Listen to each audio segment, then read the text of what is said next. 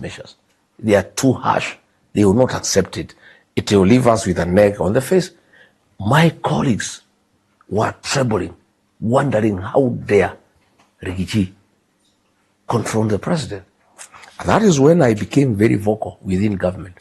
He couldn't take it because he doesn't want anybody to give a divergent opinion. He doesn't want any contribution. He doesn't want any opinion, any idea. He wants everything he says, it must be done, even if it's against the national interest. So my cabinet colleagues would talk very freely in the cabinet committees that I chaired. Mm-hmm. They would express themselves. But when the guys and we agree when we go to the main cabinet, they'll back me up to reject some of these things. But when we reach there, oh, the men are trembling. They are so scared. We don't have a cabinet, I must tell you. It's a one-man show. You don't need a cabinet in Kenya as long as William Ruto is president. He advises himself. He decides what will happen. He implements everything. And he does all the wrong things because, I must tell you, he doesn't have time to run the country. The man is a serious business person. He's too busy making money. He's too busy making deals. He doesn't have time to run the country. Yet then he doesn't want anybody to assist him. He can't take no for an answer. He cannot take a divergent opinion. And that is how in 4 years, this country has sunk into a hole. That is the situation. So what has happened, Professor? Kenyans of goodwill trust Rigathi that he means well for this country. And they give you information. He is a patriot.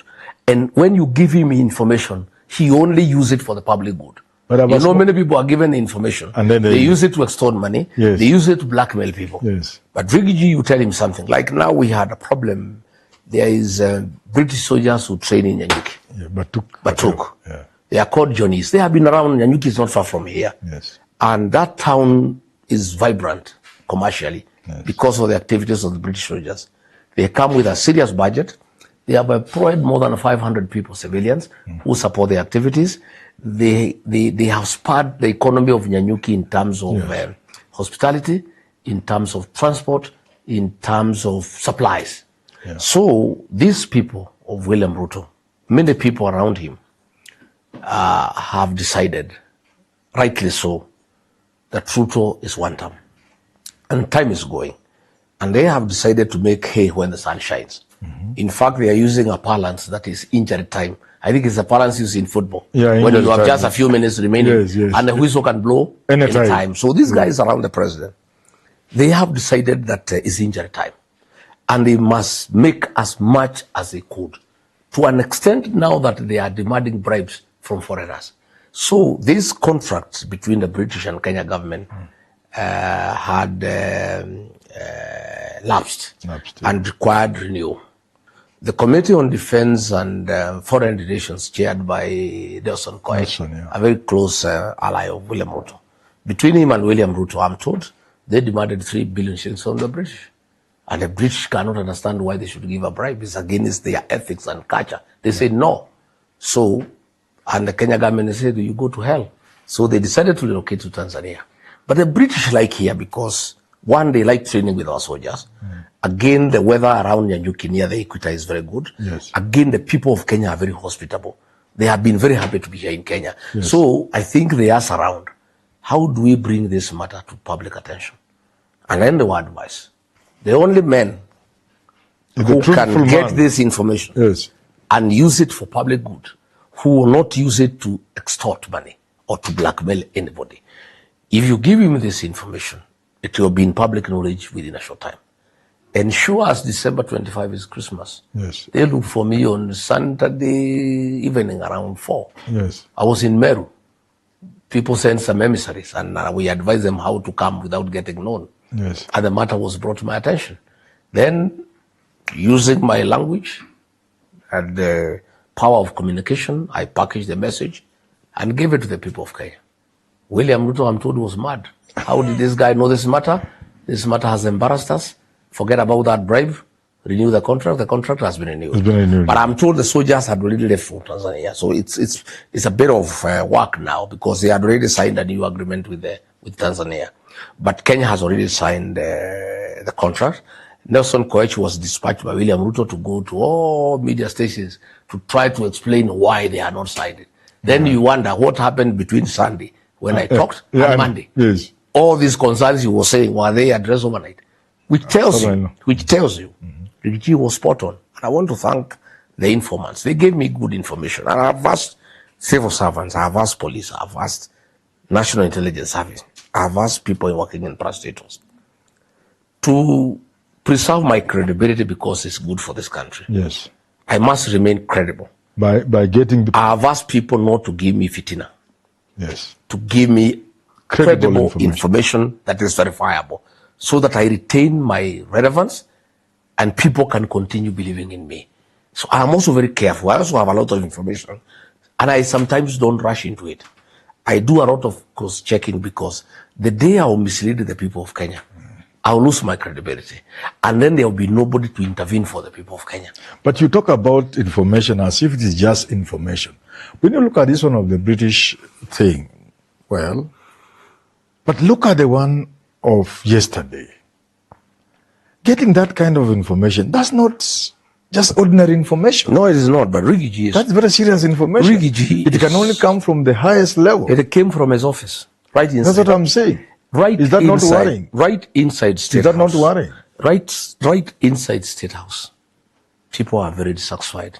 For the record, yes, officers of the Presidential Escort Unit have not been paid their allowances for the last 4 months. And that is dangerous for the president and the country. You cannot afford people guarding the president of the country when they are lamenting like other Kenyans. You know, when they are dissatisfied. There is a lot of dissatisfaction around the president. Officers who guard him are complaining. In fact, some were telling me, when you were deputy president, you used to intervene for us. We used to get our allowances on time. People who work in the president's presidential delivery service, they are complaining. They have no vehicles. They have no allowances. But why? Why? And the office was given extra location. The president is too busy to know what goes on. And he's not busy working for the country. He's busy working for himself. Again, of course, understandably so, the president has panicked. Information given to him by the National Security Council is that unless he performs a miracle, indications are he will be one term. That has been given to him. He has done polls, scientific opinion polls with reputable international firms, and he is 17–18%. And as a sitting president, it cannot get better, it can only get worse. So we have a president who has panicked, who is fearful of being removed as president in one term, and therefore he is making very irrational decisions. And again, he is being held hostage by all manner of characters who purport that they can help him. And because he's desperate, he allows people to do crazy things. Like now, what happened when I was attacked at Witima ACK Church in January. A member of parliament from this area and his wife had wanted me assassinated, thinking that if I am killed, William Ruto's problem in the mountain will be over. The problem would have multiplied 100 times if I was assassinated. But he has lost control. In Ol Kalou, he ordered that woman from Ranga to leave Ol Kalou. She refused. And there is nothing he can do. He is held hostage by a few members of parliament, a few cabinet secretaries who control the security sector, the fake deputy president. They hold him hostage. The man doesn't know what to do. In fact, I'm told this thing of yesterday, the Vision 2016, he was not for it. So when it backfired, he was up in arms. So he is a man who is desperate for a second term, is a man who has lost control. Nothing is working in the country. He is also too busy looking for money to sustain his campaign to an extent that the country is gliding to a halt. You know, that is the situation we are in. You have said something about opinion polls from inside, from intelligence and so forth. And indications you say are that he's losing. And for that reason, he has panicked. I just want to pick your mind on this issue of losing elections. What is your view, or what in your view should one do? Here you are a president seeking a second term, and it looks like you will not make it. What would Rigathi do? Nothing. You know, it has happened in Botswana. Yeah, It has happened in Malawi, in Ghana. This one-time thing now is a real thing in Africa. What would Rigathi do if your boys on the ground tell you, I'm there, here to Wezi? Ordinarily, if William Ruto was a good man, he would give up and just let it go. What would Rigathi do? If I was in his position, of course, I will never be in such a position. Yeah. If you give me the presidency, I will not lose it. Yes. You know, I was asking William Ruto before we parted, I asked him, Mr. President, doesn't it bother you that 2 years after being elected, you are the darling of the Kenyan people? People loved you, they believed in you. They are all shouting, you must go home. Doesn't it bother you? He was saying, no, elections are far away, my friend. You know, you don't have to do what is popular, you do what is right. I asked him, if the majority of the people who gave you the job, your employers are saying what you are doing is not right, how would you insist it is right? I asked him that question. And you both are that you are losing popularity every day. Because we started losing popularity when I was with him. Yes. After 1 year, because one of lies, you know, cheating people. You go and commission a road that has no budget. And you know, before you reach Nairobi, the excavators and the lorries have followed you to Nairobi. And people started getting very irritated. And I told him, boss, we are losing it. We are promising too much that is not doable. Was that a strategy? Yeah, I say, according to him, it was a good strategy. But I advised him, because it was my job, a constitutional duty to advise him, that we are losing it. Then we went to taxation, the housing levy, the finance bill, and I sat him down several times. I was a very good deputy, I must tell you. Very obedient, who cared for his boss, for the government, and for the country. And I sat him down, I said, boss, there is too much grumbling, and there is too much dissatisfaction, and it's becoming agitation, and it's not good for us, for the country. Yes. Let's sit down and look back and see, where did the rain begin to beat us? Please, let us call ourselves to listen to them and take action on what they are saying. He became very, very agitated with me, and he started hating me, and he stopped talking to me. He stopped listening to me. By the time we were getting to the Gen Z protests, we were not on talking terms, because I was telling him, boss, we are losing it. So when a decision was made to abduct these young people and kill them, I told him, no, I oppose that decision. I was the only one in the meeting in the National Security Council. Everybody else could not talk, they fear.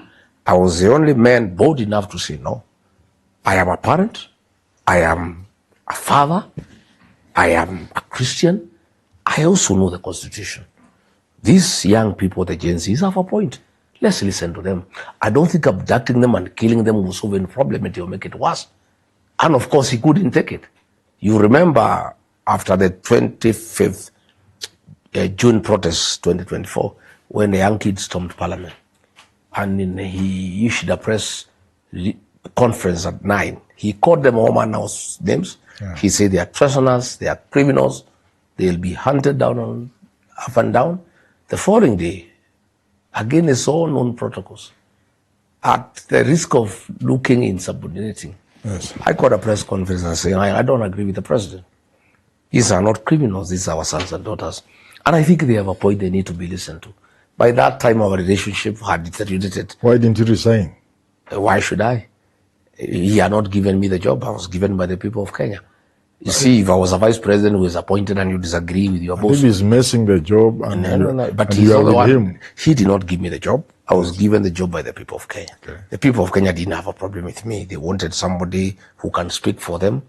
And I think the framers of the 2010 Constitution were right. You needed a deputy president who is elected, who can offer some oversight within government. And protected by the law. And protected by the law. And he could not take advice. How long do you think it would have taken to sack you if it had been under the old constitution? No, he would have sacked me from the first day. He did just helping him to win. And he was just using me to win. He's a user. You would not have finished a year? No, I don't think so. He had a problem with me from day one. Because one, he hates the truth. Yes. Number two, he doesn't want anybody around him who has an opinion. He doesn't want anybody around him who thinks. He wants robots and data heads, people who just say yes, sir, and who cannot ask any question. who cannot give any contribution. Yes. He was happy for me to help him to become president. But he wanted a Rigathi Gachagua who is running mate for the purposes of getting elected. Elections. But he didn't want a Rigathi Gachagua who is a deputy president. He wanted a Kithure Kindiki who is a deputy president. A Rigathi Gachagua who is running mate. You remember, Kithure Kindiki wanted to be running mate. Yes, and he said no. Yes. He knew the guy could not deliver the votes. Yes. So he needed a Rigathi Gachagua. But then when he will want then he decided let me have what I wanted from day one. A deputy president. A Kithure Kindiki who is a deputy president. Yes. A guy who would never say no. A guy who will say yes, sir. A guy who will not question anything. Yes. A guy who is not people oriented. A guy who doesn't care for the people of Kenya. He's just looking after his own job and his own stomach and pleasing his boss. I was made from very different metal. And, looking in hindsight, I don't think I should have really taken that job as a running mate. Well, looking back, I think I didn't understand this guy well. I only understood him when he got power. I think he was too good an actor before he got power. He was a very good pretender. Do you think Nani is surviving? Who? Before we come round to finishing this issue, people are really asking me to ask you. Who? Kindiki, will he survive? He'll survive, but he'll be a very unhappy man because Ruto is through with him. A running will mate. He be a running kept 2027? He cannot impeach him because it will resonate very badly with him. He will look to be a very terrible person. Not impeaching, I'm saying in terms of will he be his running mate next year? I don't think so. A running mate, Professor. Yes. Let's be very practical about politics. Yes. You pick a running mate to help you mobilize votes. Now, and that's why he picked me. He needed a mountain vote. He needed a guy who is a serious mobilizer. And that was you. Who is believable, who can persuade people to vote in a certain direction. That's how he picked me. Kindiki. When I look at this mountain, yes, this mountain is through with William Ruto. Completely. He cannot get 2%. So are you saying even if you were to remove Kindiki as running mate for next session, whatever, next election, and he will antagonize the mountain to the point the mountain is already antagonized. Whatever little he was going to get will disappear. The mountain is already antagonized. Are you telling me he cannot pick, say, Anwaiguru, the gender Let me tell you, Professor. Or pick, I've heard people like, you have mentioned people like GK. Let me tell you, Professor. MP Fondia, who look smart guys, can persuade the people of the mountain. Let me tell you, it's called who, karaoke. I'm an expert in this mountain. So there's karaoke, there's Anwaiguru, there's Mwangi Kiwinjuri. Are you saying these people cannot help Let me tell you, Professor. Yes. I know this mountain. I was able to help William Ruto to become president because I understood this mountain. And I guided him and he was listening. And immediately after winning, after he won, you told me. Yes, I was listening. Yes. And I guided him. I'll tell you, let non-Kikuyus not abuse Uhuru Kenyatta. The Kikuyus don't want one of their own to be abused by outsiders. Yes. And he would restrain Oscar Sudi, he would restrain Murkomen and himself. Yes. He would leave us to deal with Uhuru Kenyatta. Yes. He would listen that time. When we disagreed, and I told him, you are the first president in the world to destabilize his own government. Mm-hmm. Why do you want to destabilize your own government? The foundation of your government is a mountain with 5 million votes. I can see you have quoted Raila Odinga. Why do you want to lose 5 million votes to look for 1.5? Doesn't look very wise. I told him this mountain, I know this people. How secure that 1.5 as you speak? I was telling you, no, it's not gone. We'll discuss it. There is nothing. And I told him, I warned him. I told him there is nothing. And I told him he will be a very miserable man. You told him before he pitched you? I told him, you don't leave what you are holding to go and look for something in the bush. I asked him, what kind of a politician are you, Mr. President? We were talking. Yes. 4 hours. I say, how do you leave 5 million votes in your hands in pursuit of 1.5 that you are not sure of? I asked him. He said, no, I have a lot of experience, my friend. I've been around for 35 years. I became president against a sitting president. Don't joke with me. I know what I'm doing. You have no experience yourself. You are just a one-time member of parliament. You know nothing. I told him, Mr. President, I agree. I know nothing about this country. You know much more than I do. But in matters mountain, I know more than you do. You know nothing because you are not one of us. You believe you are one of us because we gave you votes. You are not one of us. You don't understand this mountain. I told him, the mountain hates betrayal. The sin of betrayal is not forgiven in the mountain. Once it has taken place, it has no remedy. Because of what they went through. It has no remedy. It's because of the freedom struggle. Yes. But the British were really hard on the Kikuyu nation. But the British would have been dealt with within a year. But it became impossible to deal with them because of betrayers. From the inside. The collaboration of the mountains district for betrayal. These mountain people don't like you. They don't even trust you. But the fact that they think you are betrayed by Uhuru Kenyatta, and since they hate betrayal, they'll punish Uhuru Kenyatta and make you president. Not because they like you, not because they believe in you, but because they hate betrayal. And they don't like injustice. And they don't like somebody being mistreated for whatever it is worth. So these Kikuyus, these Meru, these Embus, decided to make you president to tell Uhuru Kenyatta, no, betrayal is unacceptable among our people. Now, there's so I told him, yes, if they punished Uhuru Kenyatta their own for betraying the son of another who is not their own, now if you betray their own and you are not one of them, how will they will punish you 10 times. I told him the way we are talking. He said, no, I'll take the consequences. He told you he will take the consequences. I said, I'll take the consequences. I said, my friend, I know these people. Don't destabilize your government. Don't destabilize your government.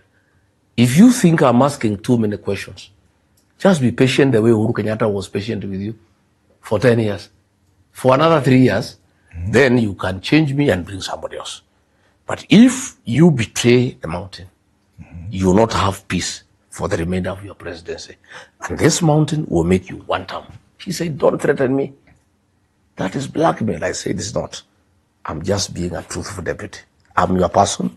We were elected together. It has been said. I wanted us. It has been rumored, just like you get information, we also get a bit, that you are a bit disrespectful to the president. You even shouted at times, you banged the table. How true is that? Well, when two men of similar age are arguing, it's normal for people to lose their temper. He was very abusive. Yes. If he abuses me, I answer back. In any case, he was elected, I was elected. We were elected, both of us. And my vote made him president. It's a vote he should have respected. And I was not being rude to him. I was just being truthful. Telling him, look here, hey, we were elected by Kenyans. They are losing faith in us. We'll be in trouble in another 3 years. Please, let's listen to them. Let's not kill children. Let's not abduct children. Let's not have extrajudicial killings.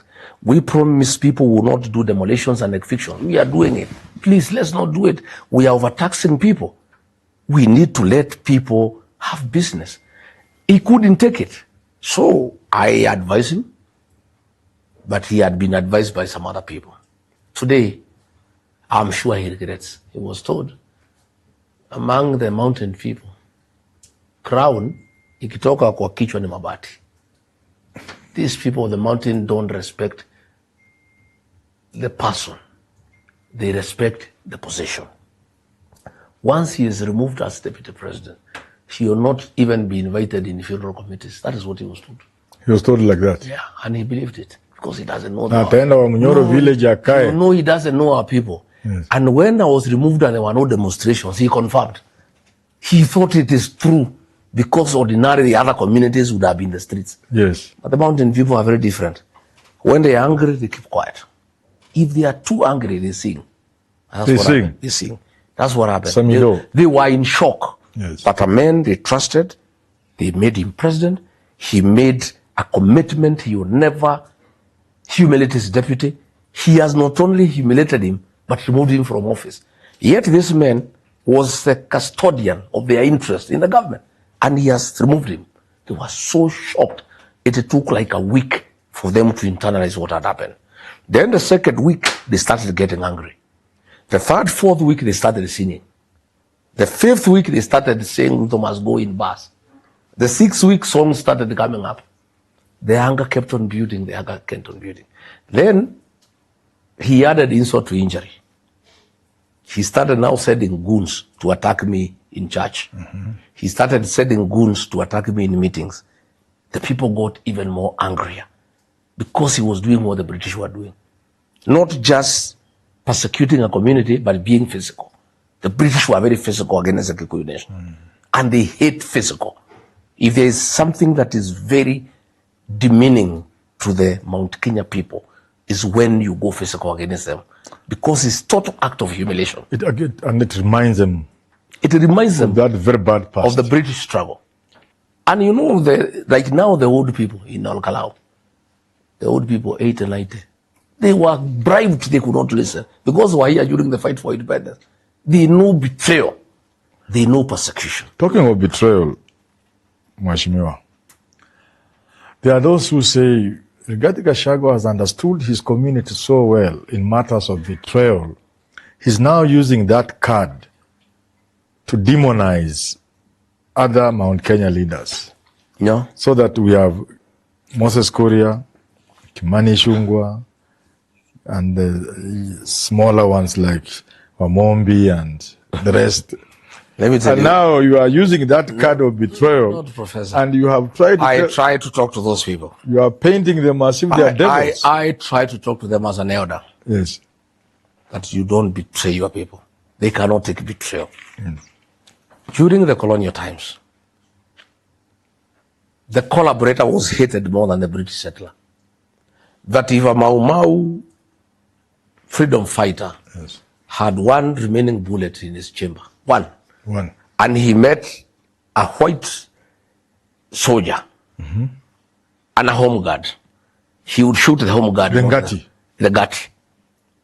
Gati is home guard. Yes. It's Gati now in Kikuyu. Yes. You know, you shoot the home guard. You shoot the home guard. The home guard was more hated because he was one of their own. Then why are you making leaders from your community who may not agree with you, why are you making them that hated? It's not me. It is them who have betrayed their people.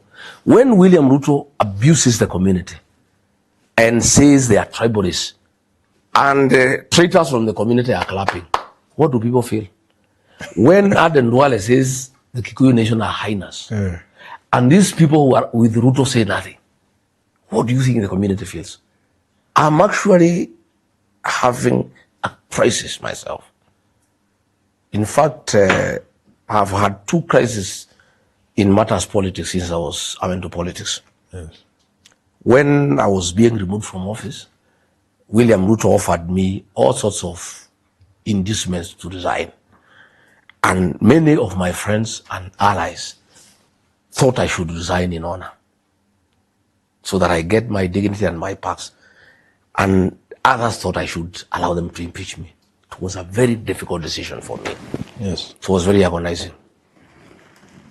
I'm having a similar problem. I want everybody from the community to come back home to the DCP. But the community is saying no. The community is saying no, we don't want traitors. Anybody who removed from office, we don't want. Anybody who passed Finance Bill 2024, we don't want. Anybody who has been organizing goons to attack churches and kill our people, we don't want. But people can change. I'm just saying me, I'm willing. Why don't you explain to them that I am just you, like Saul became Paul, human beings change? I am having a great problem. A great problem. I don't know what to do. I am of the opinion myself that we forgive them. Because at the end of it all, they are our children. You can't convince them. And Ruto is a very deceptive character. And he can deceive anybody because he deceived me also. He deceived our bishops. Anybody can be deceived. And Ruto is such a con man. He can deceive anybody. Yes. I am appealing to other leaders and the community to forgive these people. But they don't want. Yesterday, a member of parliament who works with Ruto came to this gate here. I was learning 40 minutes later that he was manhandled by the public and chased away. Oh? Completely. He was told not to get anywhere near this compound. I was learning, I was just here. I did not know what was happening. I was learning later that a certain member of parliament from Laikipia had come to the gate wanting to see me. And the public, not my people or my security, the public who hangs around here. And they have now they are all over looking for traitors. Yes. Say these traitors now, because things are very bad, after Yes. Kalau Yes. want to come, and we don't want them. I have called my team tomorrow night for a very candid conversation so that they can advise me what we do. I'll try to persuade them that for whatever it is worth, let's be magnanimous. For whatever it is worth, William Ruto is a deceptive character. He deceived me, Rigiji. I supported him, and I did not know he's that bad. So that he deceived the whole community. He deceived our bishops. He deceived our pastors. He can deceive anybody. That is my argument. If they came, if the community agreed with you and said, okay, we understand you are our leader, you have told us we shall receive them, okay. Now they come and the DCP already has people on the ground who are doing DCP work and mobilizing, and they are good people. Will you give them a chance to compete against? I wanted that is my wish. For example, if somebody washed himself clean that and is apologized, and you that is my wish. Would you allow him to run against somebody like Medhu? That is my wish. Yes. To allow them to come. Yes. And let the public decide whether to accommodate them or not. I think that is the best, as far as I'm concerned. Yes. That I don't reject them as a leader. I allow the public to reject them. The public is telling me, we don't want these people. And I'm telling the public, then why don't we allow you an opportunity during the nominations to pronounce yourself? They say, no, we don't want these people in our party. These are traitors. These are very bad people. They'll contaminate our region and our politics. We don't want to see them in our meetings. They are traitors. They have betrayed our community. They have embarrassed this community. They have allowed William Ruto to humiliate the community. They have allowed Aden Twale to call us hyenas. You know, they have allowed Kipchumba Murkomen to send goons and police to kill our children, to attack our churches, especially the attack on the Church of Christ. Yes. It's very painful to the people of this region because basically 99% of the people here are very serious Christians and they really, really respect the church. And the discreting of the altar where goons and police stormed the church and attacked Christians is a very painful thing to this community, to a point that they are feeling that anybody associated with Ruto should not go anywhere near them. But I'm trying to persuade them and say, look here, good people, this William Ruto is a master in deception and lies and conman. Understand these people. Yeah, please, even me, your leader, he conned me. Understand and forgive them. He conned me myself. All our bishops who are praying for him and singing for him, he conned our bishops. He conned our reverends. Even these characters, these MPs, please, they are also victims of deception. Yes. Let's give them a chance to redeem themselves. The public is saying, no, these people have caused us too much pain. In the interest of time, let's talk about Olkalau briefly. Olkalau was big. I should say extremely big. What magic did you play? Nothing, no magic. And what lessons do you think this country can learn from Olkalau? No magic in Olkalau. I did not even step there. Yes. I knew the outcome. But it can't be 87%, sure. No, I knew. You've been in this fact, country. It would have been higher if William Ruto Rigathi had not sent Gachagua, police. Mheshimiwa, you have been in this country, you have witnessed elections. Even at a time, people thought you were with Uhuru Kenyatta in 2002. When we thought Kibaki was going to get 100%, he never managed 70. He got 67 or 66. This is a different election. So, for you to get 87, that's not yes, normal. I'll explain to you why. Yeah, please go. This election it's not normal. that happened in Olkalau. Yeah. And the same will happen in 2027. It was not between DCP and UDA. It was not between Same, Kamau, Ngotho, and Mushina. It was a contest between the dignity of the community versus William Ruto. That is how serious it was. The dignity of Who framed it like that? The people. Since William Ruto deceived the mountaineers, Yes. people have been very bitter and angry.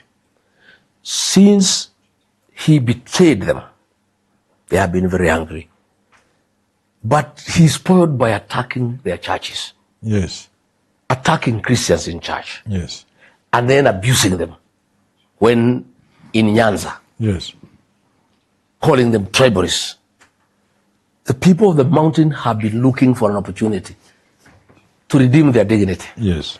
And since they cannot fight William Ruto physically, yes, they wanted to redeem their dignity through the vote. They waited for an opportunity. On Kalau, yes, was God chosen for the people of the mountain. In fact, I must tell you, the whole mountain never slept. It's like everybody was voting. Yes. And the community was praying that the people of Kalau do justice on their behalf. Yes. And restore the dignity of the community. That is why William Ruto sent projects worth 14.5 billion. He poured money literally. 4 projects worth 14.5 billion. There was a train, 2 boats, transformers, water tanks, water pipes, grading of roads, tarmacking of roads, mattresses, blankets, giving a gas cylinder to every household, giving even shoes, and there was 1.5 billion shillings in cash. And people were just taking the money. Including fare on the last day. Fare, everything. There were some fellows called mobilizers. Some lady was in Kwale on some field work. Her fare was sent there. There were some fellows called mobilizers. Yes. They were paid 2,000 shillings every day for 2 months. 9,000 of them. But when the voting came, 4,000 voted opposite. It was not about And you call that normal? Yeah, it was about the dignity of the community. This community is a community that has pride because they work very hard and they believe in themselves. Their dignity has been defiled. The community has been deceived. They have been humiliated. They have been caused indignity by being fought physically. Their churches have been attacked. Christians have been harmed. It's a community under siege. A community that has been humiliated. Are you therefore saying if... And an opportunity came for them to tell William Ruto, this is us. You have money. You have power. But this is who we are. We don't need your money. We don't need your projects. We have our dignity. We want to tell you that we are a very dignified community. And for you to think you can buy us, the way you bought members of parliament to remove a deputy president, we are priceless. And we want to show you that we are priceless. Let me tell you what is happening after Kalau. Yes. Every community, every constituency is saying they'll improve what Kalau did. I was about to ask you, if that is the case, are you saying that if there was another by-election in Mount Kenya around here, Nyeri, where they will reproduce... It will be worse. In fact, this election, there are 73,000 voters in Kalau. The voter turnout would have been 80%, were it not for voter suppression. The 41,000 votes were casted between 6 and 12 noon. After that, police goons were all over firing, scaring people. There was no voting. And nobody else voted. Yeah? If they had allowed voting to go on up to 5, there would have been 80% voter turnout. I want to predict, and Professor, I pray God keeps us alive and healthy for us to have this conversation. I want to promise you. I want to promise you. 2027. Next year, 10th of August. The mountain people will wake up at 3. By 5, the queues will be 1 kilometer long. By 12 o'clock, they will have voted 95% voter turnout. And then everybody will retreat to protect the vote. I've had CS in charge of Buddhism and the state and the coordination of state terror saying that Kenyans should not protect their votes. That is the work of the police. They will protect because the police are the ones attacking people. When police attack people, what do you expect them to do? The police are supposed to protect life and property. In Kalau, people were not attacked by ordinary goons. They were attacked by police goons, armed to the teeth with AK-47 assault rifle, M16 automatic American rifles, and they rained terror on the people of Kalau. But the people of Kalau said no. They blocked. So you said next year the people protect 95%. What do you tell those who fear that Ruto may borrow a leaf from Samia Hassan of Tanzania and Museveni of Uganda? What they did during the election? Kenya is not Tanzania. Kenya is a democratic country, and Kenyans are very resilient people. You can't push them for that long. The people of Kalau, there were 2,000 policemen there. They say no.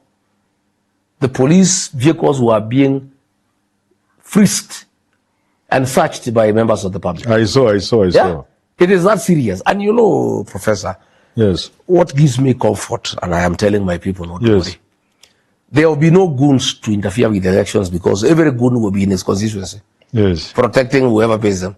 So you cannot have goons concentrated in one area. Yes. Number two, police cannot be a problem because they are not even enough. You need 2 policemen per polling station. There are 50,000 police So stations. you are saying Ruto can... He has no capacity to interfere with the election. But the people who carry their day. People are asking me here, they are sending in questions on Twitter, and one of them, you don't know, the Anagakuna, W3P, whatever that is, at Anagakuna. What does he think about the rumors of a handshake with the president?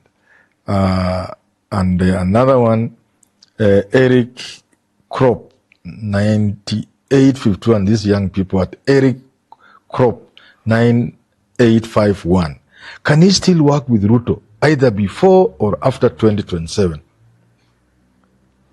Well, all dreams are valid. Yes. I appreciate the frustration of Ruto and his supporters, because the truth of the matter, I may be accused of arrogance, but I'm a truthful person. I like stating facts. Yes. The constitutional provision for 50+1, looking at our population, our demographics, Yes. the net effect is that you cannot be president without support of the mountain. Yes. And since the 2010 constitution, all those who have become president, they have become president through the support of the mountain. Uhuru Kenyatta and William Ruto. Ruto has lost the support of the mountain. I persuaded him not to touch the mountain. He touched it. Akaguza mlima. Akaguza mlima. Na nilikuwa nimemwambia. Akajaribu kuambiwa na watu usiguze mlima. Akaguza. Na nimeona mlima hapa. Ikateleza. Yes. This mountain is gone and gone forever. In this community here, leaders don't tell people what to do. It is the people who tell the leaders what to do. If today I shook hands with William Ruto, that's the end of my political career. The people will not follow you. They are not. You follow the people. Ask President Uhuru Kenyatta. When he tried to force people to go to Raila Odinga, they said no. And I followed the people that time. I listened to the people. I followed them. So there have been very strong rumors, including your colleagues going to State House. Let them go. Those who can go to State House and pick some money, Yes. let them go. But let them not share it with us, because it is tainted money with the Gen Z blood. I don't want Ruto's money.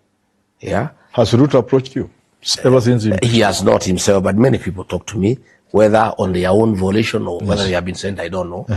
But my answer is straightforward. Yes. I didn't leave William Ruto. He chased me away. Okay? It's not me who abandoned him. And even bishops told me to apologize to him, although I've done nothing wrong. Against my conscience, my bishops forced me to apologize to him. And they wanted to see whether he's really a Christian. And I had done nothing. I said, Mr. If I've wronged you, please forgive me. Yes. He did it. So I did not go away from him. He's the one who chased me away. So the issue of me going to him does not even arise. He didn't need me. He was through with me because he had ODM. Okay? And he was arrogant. 1.5 million. Oh, Professor, that guy was arrogant. When I was talking to him there on the loan of State House, he was saying, with ODM, I don't need anybody. I'm okay. You mountain people, don't blackmail me. Whom do you think you are? He was asking me. Whom do you think you are? With Raila's 6.8 million and my 7.2, I don't need anybody. He was arrogant, that man. And he was saying, I'm president. I have money. I have the system. I have ODM. Rigiji, whom do you think you are with your people? Go to hell. He was telling me. I said, okay, fair enough. Fair enough. But I told him, you are a builder. I told him, you are a builder. I see you building a lot. But you are not behaving like a builder. I told him. Because, I like using idioms. Yes. And figurative language. Because he was not understanding. I said, Mr. President, let me, because I'm a student of literature, give you an example I think you can understand. Yes. What you are trying to do and what you shouldn't do and what you are doing. I said, you are a builder. I see you building a lot. When you build a house, Mr. President, Yes. along the way you get more money, you need to expand it. Or you find the design was not good, you need to change here and there. Knock here a bit and... You do. I saw you can change the roof and get a new roof. You can knock the windows to give you more light. Yes. You can change the ceiling and do gypsum. Yes. If it was wooden floor, you can change and put ceramic tiles. Yes. You can do the wardrobes. You can change the toilets and the doors. That you can do. Yes. But you don't touch the foundation. You can't touch the foundation. Unless you are through with your house. Yes. And you don't want it completely. I told you, Mr. President, the foundation of your government is a mountain. Don't touch. Unless you are through. And you don't want your government anymore. And you don't want to come back as president. My own words, I told him, the two of us. I said, don't touch the foundation of your government. Just the way you don't touch the foundation of a house. If you touch the foundation, you have lost the house. It has come to pass. He told you no. He was arrogant. Oh, what are you telling me? Where? What I experienced again? He was arrogant. Oh. Even today, as we speak, President Ruto displays no, it's a show. Confidence. It's a show, but in the meetings, he's like a chicken that is rained on. Yes. The man is worried, he's scared. One time is real. You saw him yesterday. He was shaken because I had pulled the rug under his feet. He wanted to come and cheat the people of Kenya. Is there anything in the speech he moved? Yeah, he could not even answer questions from the press because he wanted to come and cheat the people of Kenya that he has Vision 2060 or blah, blah, blah. I don't know what, a lot of nonsense. And I said, don't cheat the people of Kenya. You told them you have Hustler versus Dynasty. You don't talk about it anymore. People realized it was a con. You wanted to mobilize the poor against the rich in your support. Yes. You came and said you have bottom-up economic transformation. It has collapsed. You said you have Hustler Fund. You gave people 500 shillings to start business. It has collapsed.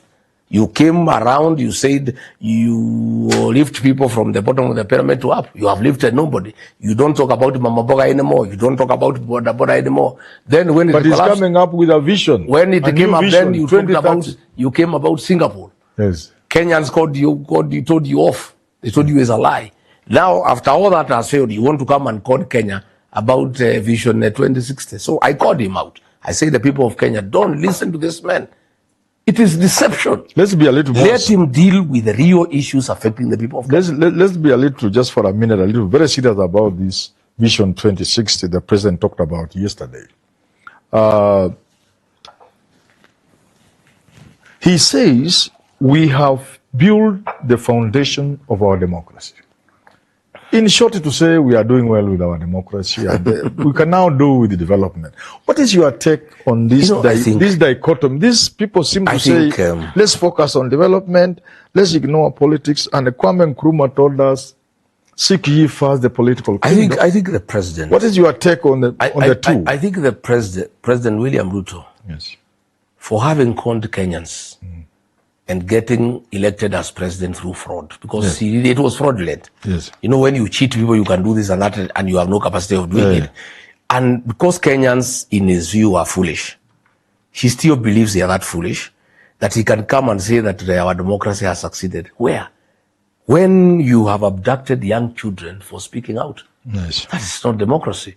When you have carried out extrajudicial killings, that is not democracy. Yes. When you have captured parliament and the Senate, yes, that is not democracy. He has killed all institutions of governance and oversight institutions. Yes. When meetings of the opposition are disrupted by goods and police, there is no democracy in this country. In fact, if there is one area William Ruto has failed, it's in matters democracy. How can he say that we have succeeded in democracy and we need to do some other things? That is where we are performing very badly. The man is a very serious dictator. And I'm shocked the other day Oburu Odinga, who for many years with his late brother, the Right Honorable Raila Odinga, the father of democracy in this country, shocked Kenyans the other day when he was saying that Ruto need to be a benevolent dictator. A dictator is a dictator, whether benevolent or not. So what he was saying yesterday is just trying to deceive the people of Kenya once more. Yes. But the good news is that Kenyans can see through him. By the way, his trust deficit is so high. He has lost credibility. In fact, I am not even worried when Ruto says that he'll have a manifesto. Nobody can believe him. Because all the things he promised he has not done. Yes. Projects have stalled. He has gone ahead to destroy what he found working. Allow me to ask a question as you can, just so that you may continue. What if, between now and next elections, Ruto fulfills, this is a question I've been asking for a long time.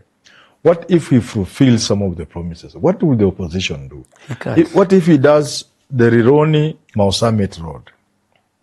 What if he uses this, what he called it what? There will be that conversation that they are launching on 12th. I think it's Wednesday the other week. What if he used that conclave, if we use Raila's name? Professor. How about if you use that to come up with relief for Kenyans? There is no... Like knock down housing, say no, it's not possible. We don't want housing levy. Well, sure, we shall manage. Nothing can work.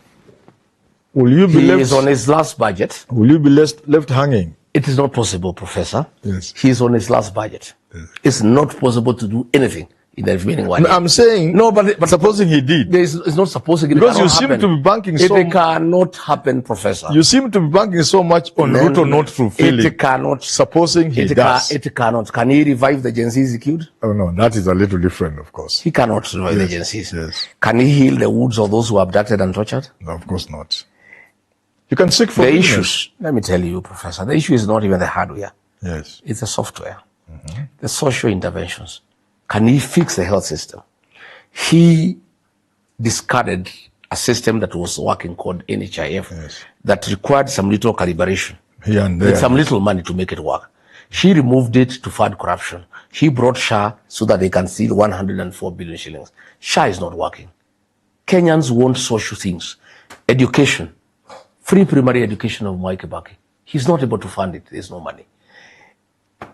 Free day secondary. Supposing he now says from today onwards. The budget has already been approved. The money is not there. Where will the money come from? Only a few days ago, the president has said that university education is going to be free. But that is just saying, Professor. That is just saying. Where is the money in the budget to support that? Supposing he can get some money. It's just another lie. You know, this guy, Mr. 6 months, he like postponing solutions, yes, even when they are not feasible. Even this thing he said that university education will be free. Yes. It will be funded by what? We have the budgetary estimates for education. Yes. It is not provided. Where will the money come from? So what we are saying is this: the issue of the dignity of the payslip. He raided the payslip because of useless things like the housing program. Kenyans don't need government to build them houses. Kenyans want government to give services. Water, electricity, roads, drainage, improve the economy, sewage, security, yes, and improve the economy. They'll build their own houses. Mwai Kibaki, the greatest president of our time, yes, never did a housing program. Yes. But he did most houses than any other government that has happened. Yes. What did he do? He opened up the bypasses, put roads, water, electricity, sewage, drainage. Yes. The houses came up on their own through the private sector. In any case, this housing program, Professor, yes, President has killed contractors, people who used to do houses for a living. Now they are doing it. They are doing nothing. It's being done by government. It is being done by government. And these houses, people are paying for them, and they are using government land. Yeah? And people have paid taxes, then they are sold to other people. So if he stopped taxing people, yeah, you would give a relief to the payslip. And these are the things we are ourselves giving an undertaking to the people of Kenya, that will stop this housing nonsense. So there are things you'll do. Yeah. And Ruto has been saying you have no agenda. In fact, Matayo Abdul is telling me, ask Honorable Gachagua to tell Kenyans on your podcast, what else can he do for Kenyans apart from talking about Ruto from Monday to Monday? What we can do for Kenya is first removing Ruto, because he is Kenya's problem. I mean, with the fact that he is Kenya's problem. Yes. So what we can do for Kenya, first and foremost, before we can do anything else, is deal with the problem. Yes. Once we do away with the problem, the problem is we restore the dignity of the payslip. Yeah. We do away with the housing levy. We do away with unnecessary taxation. Yes. Then we do away with unnecessary spending, where you are spending 17 billion shillings in State House to bribe voters. Yes. You know, that is the money that we shall use for development. Yes. We restore security in the country. We do away with the goonism. Yes. We make the National Police Service professional, yes, to provide security for the Kenyan people. We go back to factory settings on free primary education that was given by Mwai Kibaki. We go back to Leader Mama. So there are things you can do. Yeah, those are things we'll do. But we cannot do those things without removing William Ruto because he's a problem. That is why. But in order to remove William Ruto, Atinyeke Olwendol is asking, can he support Kalonzo Sifuna as presidential candidate in the next election? Yes, I can. I have made it very clear that we, in the United Opposition, are very clear in our mind that Ruto needs to go to save this country. Yes. Because he is the greatest existential threat to this republic. For him to go, the formula that is sure bet is one single presidential candidate. I have committed that I'll support a single presidential candidate. I have offered myself as that person who should carry the flag. Yes. But I have said, if it is not me, if we talk among our colleagues and we agree on a formula, and for whatever reason it does not favor me, I am willing, unconditionally, to support whoever. Kalonzo Musyoka, Edwin Sifuna, Eugene Wamalwa, Fred Matiang'i, Martha Karua, whoever we agree on, I am hopeful it will be me. In case it is not me, I'm open. I'm so open that I will support whoever it is. Many people ask me to ask you that, ask Rigathi. He's worked so hard. In the group, he's visibly the most hardworking. How then does he consolidate all these votes from the mountain and then deliver them to another person? I can because, Professor. Yes. It is disturbing some people. I have admitted before the people. Because there are many people. I have admitted to the people of Kenya. Yes.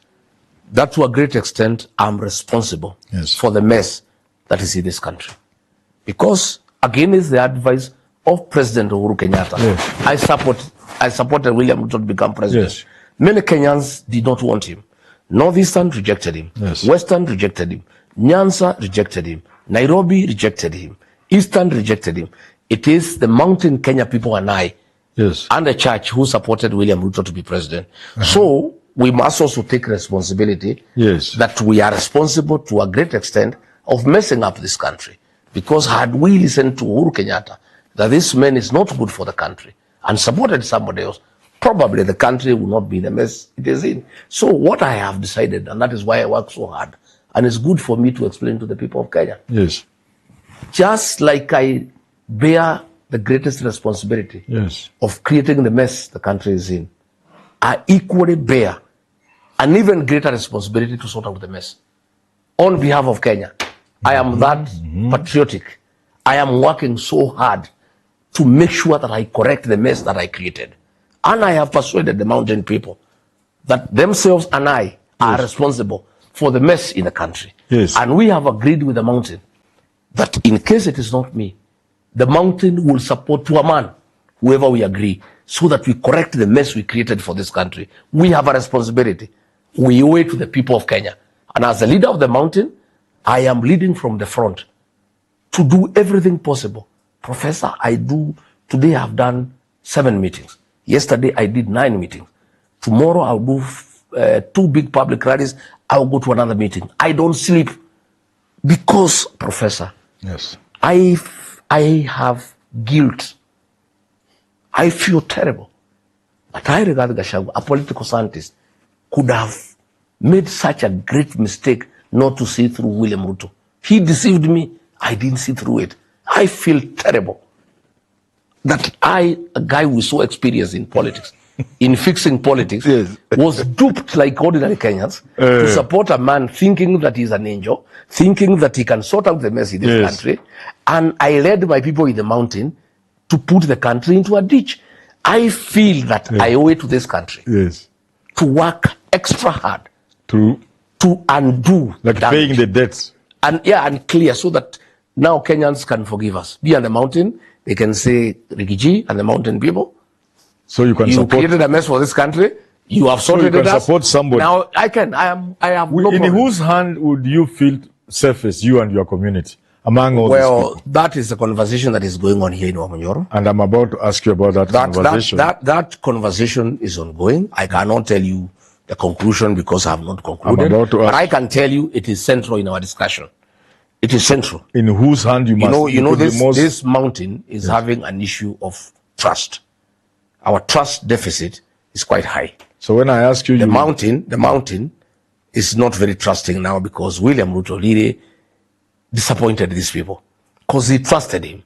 They went to support him without an agreement, without a political party. And then he turned against us, deceived us, betrayed us, and then started persecuting us. So the community is very worried and is very apprehensive in trusting anybody. And therefore, you'll give me some leakage. So the discussion that is going on, Rigathi, we feel safe in your hands. Please lead us. But in case it is not possible for you to lead us for William Ruto to go home, if the formula to make sure Ruto goes home just a moment. Somebody else, thank you. Let's be careful. With 1 hour and about 16 minutes into this live broadcast, we have about 6,000 of you following live.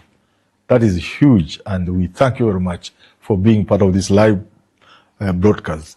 Those numbers, Mheshimiwa, I think you've done many shows for live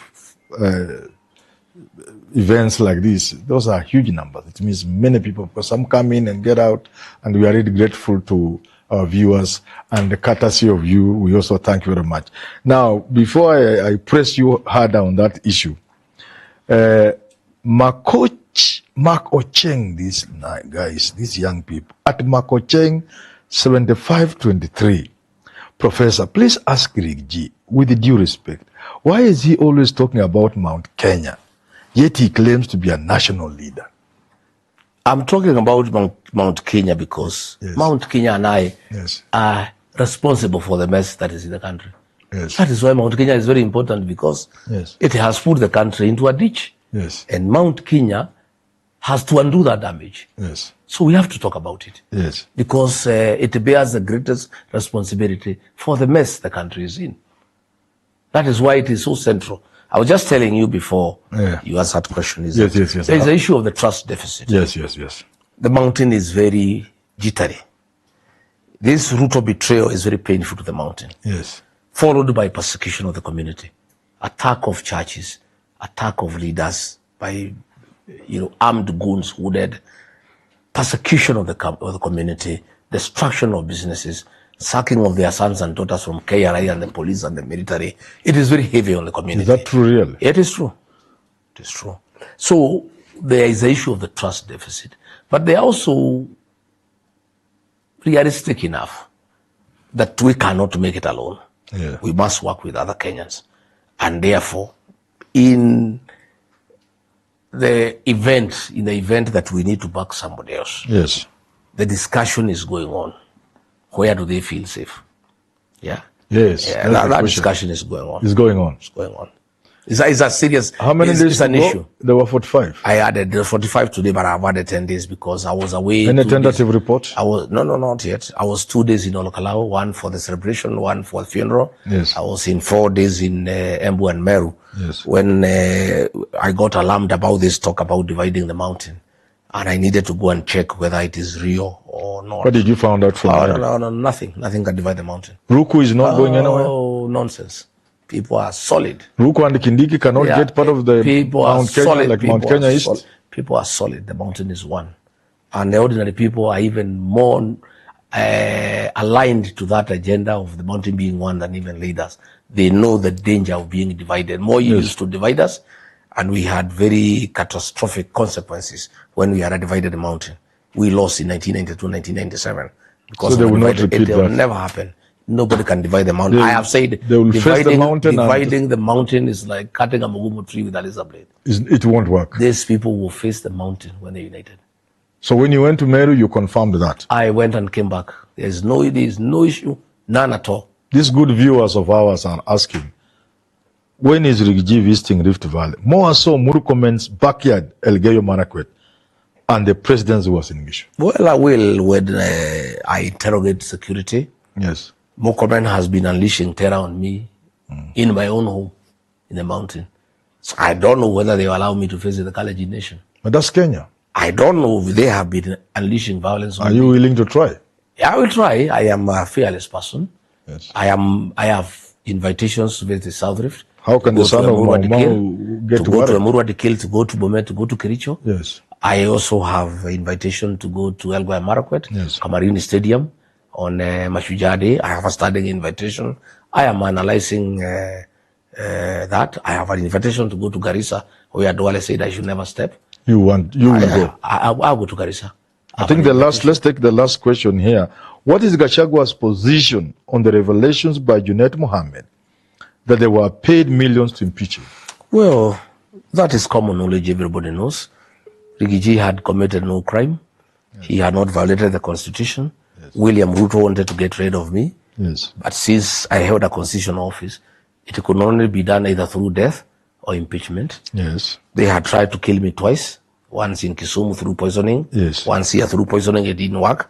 Then they decided this poisoning thing, is it politics? Yeah. Is it politics or is it true? No, it's true. It's true. Twice. So they decided to get rid of through impeachment. Yeah. And they bribed senators, they bribed MPs. Everybody knows. Yes. I even wonder our judges, because they live in this country, when they make some of these conclusions, I don't know what it is all about. So what Junet is saying, what Jalango is saying is in public domain, and I trust the Court of Appeal judges will take judicial notice of what is being said in public and make the right decision that we were removed in office unconstitutionally. In fact, the High Court pronounced itself that the process of removing us was unconstitutional. Yes. Then went ahead to have a constitutional absurdity by saying the process of removing Rigathi was unconstitutional, but the product of that unconstitutional process stands. And they gave you 50. Can you share? I can't take it. I don't need money. You didn't take it? I am not interested. You cannot compensate my rights with money. My rights. Do you still have hopes in the process? Yeah, I have hope in the process. I believe the Court of Appeal will grant justice, and the process is ongoing. Yes. Yes, it's ongoing. Any prospect for Limuru 4? No, not necessarily. Wamunyoro is shut the path for. It has changed from Limuru to Wamunyoro. Oh, the center has moved. The center has moved. Yeah. So where decisions will be made. Here in Wamunyoro. The center has moved from Limuru to Wamunyoro. Everybody comes. So after these 55 days, everybody comes to Wamunyoro now. We don't have to go to Limuru. Yeah. Decisions, concerning our people will be made here. There are people who have been looking at the political map and saying it does appear like Kenyans want youthful leaders. Kenyans want change. Kenyans want people who are tough.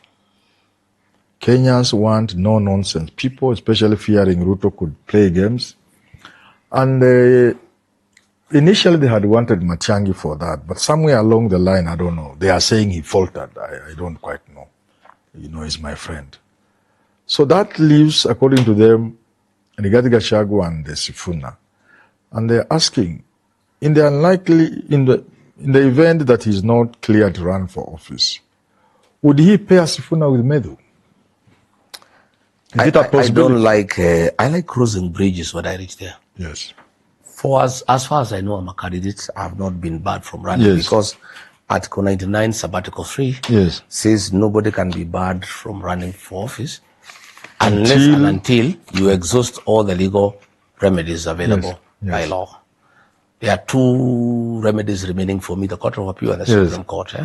As far as I'm concerned, it has been done before. Ruto, they had issues at the ICC, and the High Courts allowed them to run because you cannot be denied the right to vie when you have not exhausted the available remedies that are given to you. So I believe I'm still a candidate. Yes. In the unfortunate event that I'm barred, we'll cross the bridge when we get there. I don't want to be speculative. But now I can tell you whether I'm running or not. I'm a player in this equation. My party is strong. Are there challenges within the opposition you see that could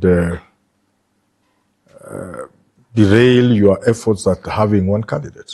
I don't see, because when I listen to the people of Kenya, they want us to have one candidate. Anybody who doesn't align with the people of Kenya will become obsolete. You remember 202, when Mwai Kibaki was agreed on, Everybody else. And Simini Achai went on his own. He went on his own. Yes. History will repeat itself. I can tell you from where I sit. So anybody who deviates from this single presidential candidate, thinking you will be God your own, you will be a non-starter. You get a few hundreds, a few thousands here and there, and you become obsolete. The reason why I'm asking this question of one candidate, you people make it appear like all you need is just one candidate. Yeah. Is it not also a question of the caliber of that one candidate? The sort of person he has. Even if, for want of other things, let's just say even the energy levels. Because a presidential campaign is not a joke. Look at the energy you need even just to receive visitors in this home and to do the rallies you say you are doing and the meetings you are doing. Are you convinced that it's just a question of... I think when we get to the negotiation table, yes, these are issues to be considered. Yes. In my view. Yes. Like myself, I am saying, I'll say, yes, nobody can steal an election from me. I have demonstrated in Olkalau. Yes. It was stolen in Malaba. Yes. It was stolen in Bere. It was stolen in Emuruadikil. Yes. But where I had a candidate, my own candidate, yes, I was able to stop it. We'll be able to argue before our colleagues. Before your colleagues. The capacity to mobilize resources. But you would agree with me. Yeah, no, it's an important factor. The quality of the candidate. No, even important. removing a sitting president, yes, it's not a walk in the park. Yes. That is why we are calling on everybody to put in hard work. Yes. Everybody must put hard work. There is no shortcut to hard work. There must be. And there is no replacement for effort. And that is why, on my end, I am putting a lot of effort. Yes. I'm working hard. And I want to say I'm pleased that Kenyans have noted that I work hard. Yes. Because I can see on online. Yes. Kenyans are saying, Rigi works hard. Yes. And you want everybody to work hard. So I'm happy that Kenyans acknowledge my commitment yes, to this struggle to liberate this country. My commitment, my ability, my capacity. I work hard. I work like a young man. I'm 62 years. Oh. But even my young guys, sometimes they ask me to slow down. We go for a break. Yeah. I say there is no break. Let's continue. Yes, removing Ruto is a non-stop 24/7. So you cannot go on break, because if you falter a little, the guy will come back. Yes. And my concern and my worry, yes, and I've told my supporters, if you look the extent to which this guy is going, yes, the level of impunity, when he needs votes, yes, what if he comes back and he doesn't need votes? He'll kill all of us. yes, At least now he's a little bit hesitant yes, to harm us. If he went for a second time, he'll harm us. If he is attacking churches when he wants votes, a man who wants votes, Professor, yes, is attacking the Church of churches. Christ. Yes. What if he doesn't need votes? What will happen to this country? If a man who needs votes has unleashed goons to terrorize Kenyans, what if he doesn't need votes? 5 years. If a man who needs votes is selling public assets without caring, what if he comes back and doesn't need votes? If a man who needs votes is getting on top of a vehicle and abusing communities, what if he doesn't need votes? This man will be a terror. There will be no country. And therefore, he'll take everything from everybody. Your view that he'll take our land and our women. He must be stopped. He must be stopped. Because when you look at the level of impunity, yes, the man is a daredevil. yes, How does a man who needs votes rain terror on Christians inside church? And he doesn't care. He sends people inside church to attack them, and he needs votes. A man who needs votes sends askaris and policemen to beat voters in a by-election, and he needs votes next year. A man who needs votes is getting everything stolen. Does that speak to his courage and confidence, or lack of proper understanding? The guy is whom he is. He is not able to restrain himself. His appetite for public land is insatiable. He is not able to restrain himself even when he needs votes. His appetite for sale of public facets is insatiable. He's not able to restrain himself even when he needs votes. The brutal man he is, yes, he's not able to restrain himself, that he is sending police and goons to attack Christians inside church when he needs votes. The brutal man he is sending policemen to rain terror on women and everybody during an election, during the day without caring. Yes. Because he is brutal internally. He's not able to hide the viciousness. That's him. That's a character in him. And he's not able to suppress it. It's only that he was able to, why as deputy president he concealed is because he didn't have power. If he had power, he would not have been able to conceal. With the power that he has, he controls the instruments of violence. Yes. He controls the public resources. He's not able to camouflage whom he is as a person. But then you can imagine, I think he's trying to a certain extent. What if he got elected? But people are also and he doesn't need But people are also saying this Rigathi man is tough. Tough in terms of? Tough like you are domineering. No. I'm just responding to situations. Like in the mountain here, if you don't... I am just responding to situations. If Professor. you don't recognize Rigathi, no, it's not Rigathi. You don't survive. It's not Rigathi. Yes. It's the unity of the mountain. You know, the mountain, for us to be relevant, for us to be part of the national conversation, yes, our relevance is based on our unity. Talking about relevance. And our numbers. So if you allow yes, William Ruto and his cronies yes, to divide the mountain, this mountain becomes useless. Nobody will even talk to us. Our vote is only useful when it is one. If it is divided into Mount Kenya East and West, it's useless. That is why, on behalf of the community, as a custodian of the community, yes, I fight with my life to preserve that unity. For the community. And it's not community. It has nothing to do with me. It has nothing to do with me. I don't have any position, Professor. I don't have a salary.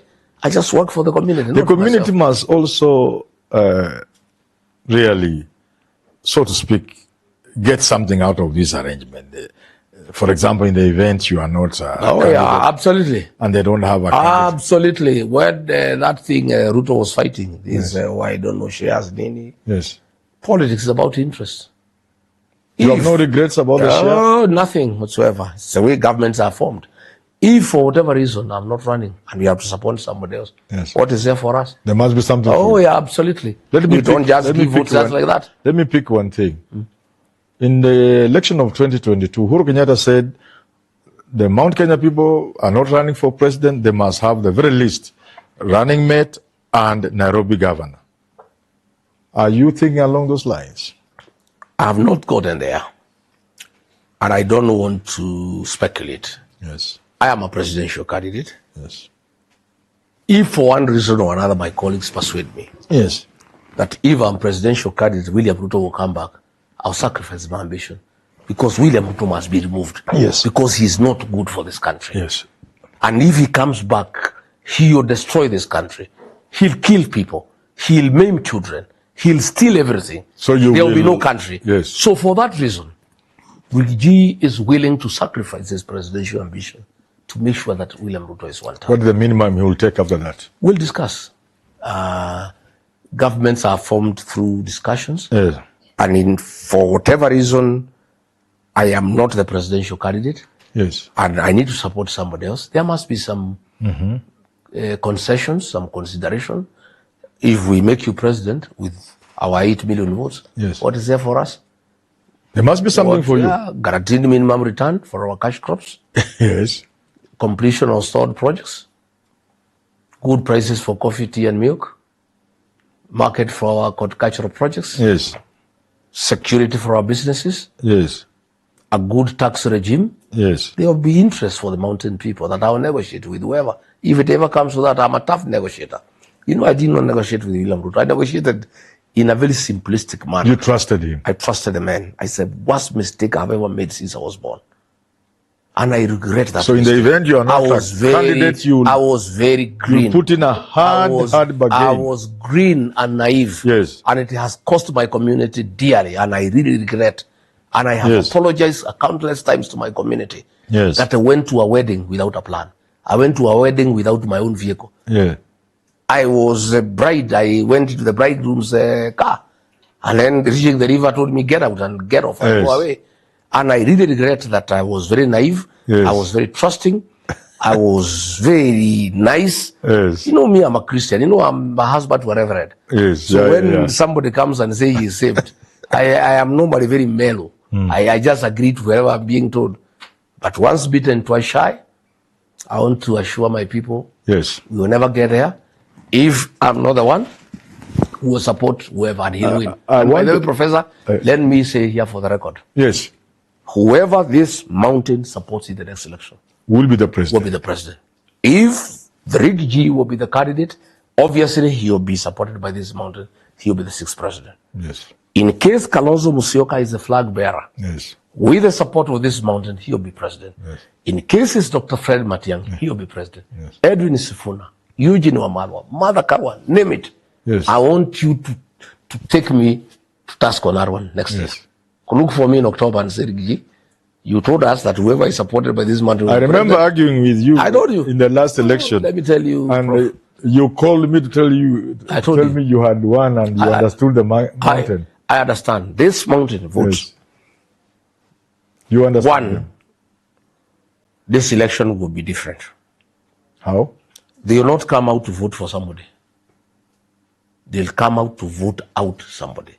And in the process, elect somebody else. Yes. Because for you to vote out somebody, you must vote somebody. Yes. But the motivation to wake up is to vote somebody out.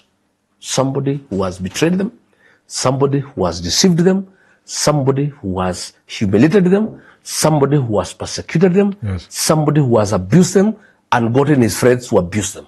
Yes. They'll come out to vote somebody out. Yes. And it will be ferocious. For the mountain, voting out somebody is more sweeter than voting in somebody. Yeah, they relish. They really enjoy voting somebody out. They'll come out to vote somebody out. Yes. They'll also come out to vote out the traitors of the community.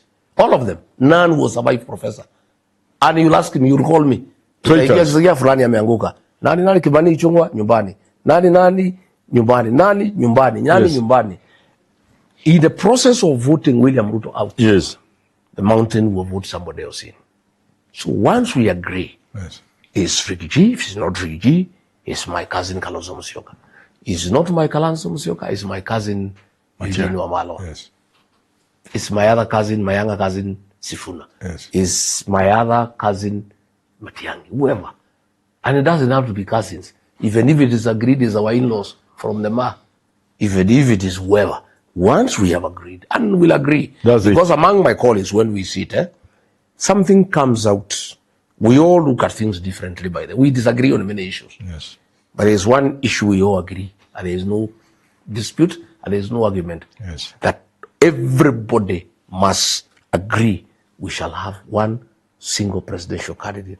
And all the players have committed that if it's not me, I'll support whoever it is. And that is why I'm happy. That's why I'm even not bothered. Even when people don't see us together, we don't have to be seen together because that commitment is there. And from where I sit, yes, with my little experience, yes, I have persuaded my colleagues, and I believe I'm right, that the only way to win this election is to consolidate regional blocks. And then we put them together. Then we put them together. Then we urge the payslip holders. We urge the agencies. We want to beat this guy by a margin of 6 to 7 million so that he doesn't even have to go to the Supreme Court, you know? And if everybody can consolidate, and I'm very happy with what is happening in Western Kenya last weekend. I was very happy. Okay. And I really called Sifuna. I said, my younger brother, my cousin, A1, continue. Consolidate Western. Consolidate Nyanza. I have consolidated the mountain and the Ma and Nairobi. That's what I'm consolidating myself. Yes. I'm consolidating the mountain, Nairobi, and the Ma. And you have found me working on the Ma. And I'm doing well. I without praising myself, I think I'm doing quite well. And the result in Olokalao was a reflection that we are doing well. You know, is the Western Front doing well? Yeah, they have started well. The vibes are good because I was in Western. And people wanted to see Rigathi because they associate Rigathi with the change that they desire. Yes. They were very happy to see me. I could see their one term. Yes. But the leaders there had not put their act together to do political consolidation. Does Mudavadi with the Wetangula and the Paranya and perhaps somebody, do they have what it takes to stop this new wave in Western? Nothing is unstoppable. You know, I was in this wave, Yes. I know Western a little. In 2002, I was personal assistant President Uhuru Kenyatta. Yes. And Musalia Mudavadi was with the opposition. Then he was persuaded by Moi to cross over to Kanu. Yes. He was appointed vice president. He could not stop the wave that was in Western. He was removed by Reverend. He even lost his seat in Sabatia. Yeah, as vice Reverend, president. yes. In 2007, Mude Awoli lost his seat. Correct. Because of not being with the people. The mood I saw in 2002, because I was in Western with Musalia and Uhuru Kenyatta campaigning. Yes. What I saw there 4 weeks ago is worse. The wave is bigger than it was in 2002. Where Musalia or Paraja, they cannot stop that wave. Talking of waves, we have half a second, I'm told. In that half a minute, let's make it half a minute. Do you see your team creating the equivalent of the 2002 wave that brought Kibaki to power, sweeping Moi and the wave in 2027 will be 3 times the wave in 2002. The reason, the wave in 2002, and I was right in the center of it, was against Moi's project. Yes. So it was not very ferocious. It was against a project. This 2027 is against the sitting president. You know, the wave per se was against Moi and Uhuru in shared. Yes. Moi was leaving and Uhuru was coming. And was stopping Moi's project because he thought Uhuru would continue with what Moi was doing. Yes, yes. This one they want to stop Ruto himself. That if he comes back, the wave is going to be bigger. 3 times bigger. I can tell you we'll beat with them Ruto. And we can bet between 6 to 7 million. What percent do you give Ruto as we wind up? When he has done the best. He's at 17. Yes. It cannot get better. It can only go down.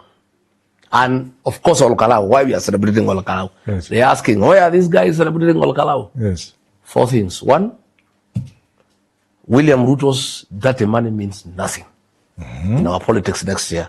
We are very happy and we are celebrating. That's spread across the country. Because we are fearing that his money could be a problem.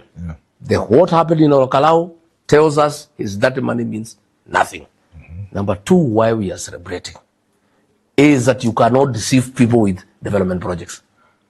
You cannot deceive them. These people they are beyond deception. Yes. You cannot come and start a road there, do some empowerment program, give people gas cylinders, and you think you can persuade them. That is nothing. Yes. Number 3, and most important, is that the voter turnout in the mountain. The largest voting bloc in Kenya will be very good, which is good for the election. Yes. You know, I am persuaded the way I saw in the by-elections. Number 4, and the most important, it was proven in Olkalau that nobody can steal an election. A determined population will stop a dictator and his system from stealing an election. I saw it with my own eyes in Olkalau. You know, election was stolen in Bere when we were seeing. So we learned. And I'm telling people, I was celebrating the loss of Bere with my people. Yes. Had we not lost in Bere, we would not have learned. Probably William Ruto would have surprised us in the general election. Yes. But we saw the way they stole in Bere. With those lessons, we now organize ourselves. In Olkalau. In Olkalau. That Olkalau template, we are going to have it in the whole country. In fact, I'm forming 20 teams from Olkalau that can go across the country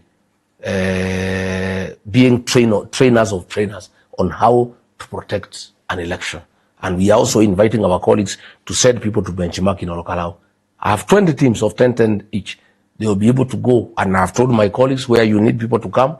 And they are saying, said as teams, we want to do things the Olkalau style. How do you protect an election from being stolen? That's why they are saying we are celebrating every day. Oh, one win. Why are they celebrating? We are not just celebrating the win. The win is not part of it. It's the implication. So you are saying Ruto should be worried? He should be worried. He should be preparing on how to go home. Mheshimiwa Rigathi Gachagua. And Professor. We are really honored. Thank you. It's been a nice conversation. Asante. Kenyans have listened and heard you. Asante. And you can understand why they were asking me and pushing me. Yes. We have not heard anything until we hear from the man of Wamunyoro. Yes. And so we thank you very much. We also thank our viewers. Those numbers you have posted, and you'll continue watching and sharing the video when we upload it. We thank you very much. And thank you very much. And on behalf of my team, we say thank you to Reverend Asante sana. Madam of the home. Asante sana. For welcoming us. And welcome for dinner. In this group. Thank you very much. This is hii ni boma ya mfalme wa Mlima. Yes. Na hapa iko chakula mingi. Iko chakula kwa mfalme. Na baridi ni mingi. Hapa tunazuia baridi na chakula. Na chakula. Na nilikuta watu chakula imejaa kweli kweli. Hapa ni boma ya mfalme. Kwa hivyo tutakula. Mtakula vizuri. Asante sana vijana, wamesikia. Hata kama hamuonekani kwa kamera, unaona timu yangu ni kubwa. Yes.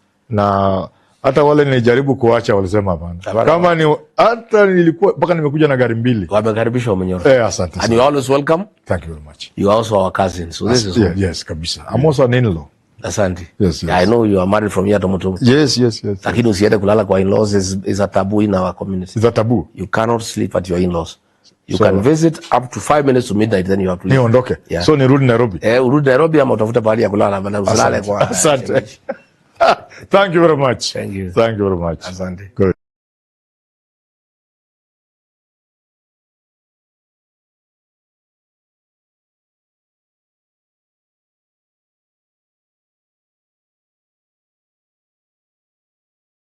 Ni sana kwa kunitembelea,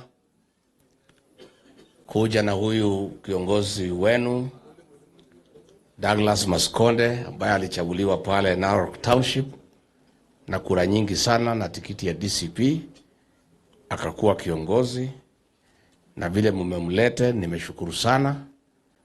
Nimepata nafasi ya kujua wazazi wake na wazee na wale ambao wamsindikisha. Pia mimi nataka hata kama mmekuja kuniambia asante kwa ile kazi nilifanya, pia mimi natoa shukurani kwa kunipatia candidate mzuri ambaye pia alijituma. Ilikuwa kazi yake ni rahisi, sababu ni mtu tayari ya kujisukuma. Nilikuwa nikimsukuma kidogo ameenda. Pia mimi nimesikiza kwa sababu mimi mtu ya kusikiza ground.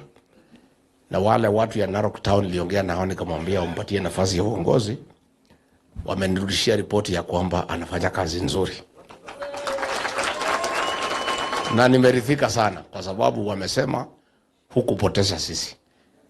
Yule kijana Douglas Maskonde ulituambia tumsaidie, hajaangusha sisi. Tangu waingie kazi ya Narok Township inatembea sawa sawa. Kwa hivyo mimi nataka niseme asante kwa kumzaa na kumlea huyu kijana. Pia anaheshimu wazee, anaheshimu wamama, anaheshimu vijana. Na hiyo ndio uongozi ambaye tunataka katika Jamhuri ya Kenya. Kwa hivyo pia mimi mkija kusema asante kwa vile tulimsaidia na kumuunga mkono, pia nyinyi nataka niseme asante.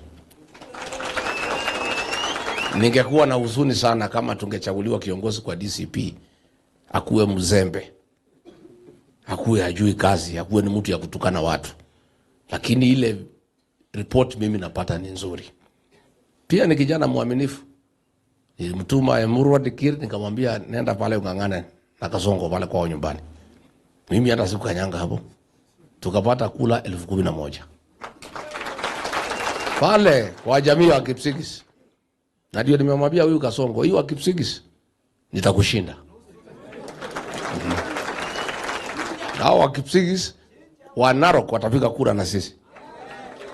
Tukitafuta governor na senator na women rep watapiga kura na sisi. Na huyu kijana yetu hapo Vincent Rotich ndiye atakuwa mjumbe wa Emurwa Dikir. Kwa hivyo nimesema asante. Na mimi ni mtu ya kusikiza ground. Unajua siku hii kiti imekuwa vacant. Nimeletewa delegation mingi sana. Huyu ndio anatosha. Wazee wanasema basi, nasema sawa sawa. Huyu tukimpatia asubuhi. Haya nikikakaa mwingine analetwa. Nikikakaa mwingine analetwa. Mimi nasema ndio.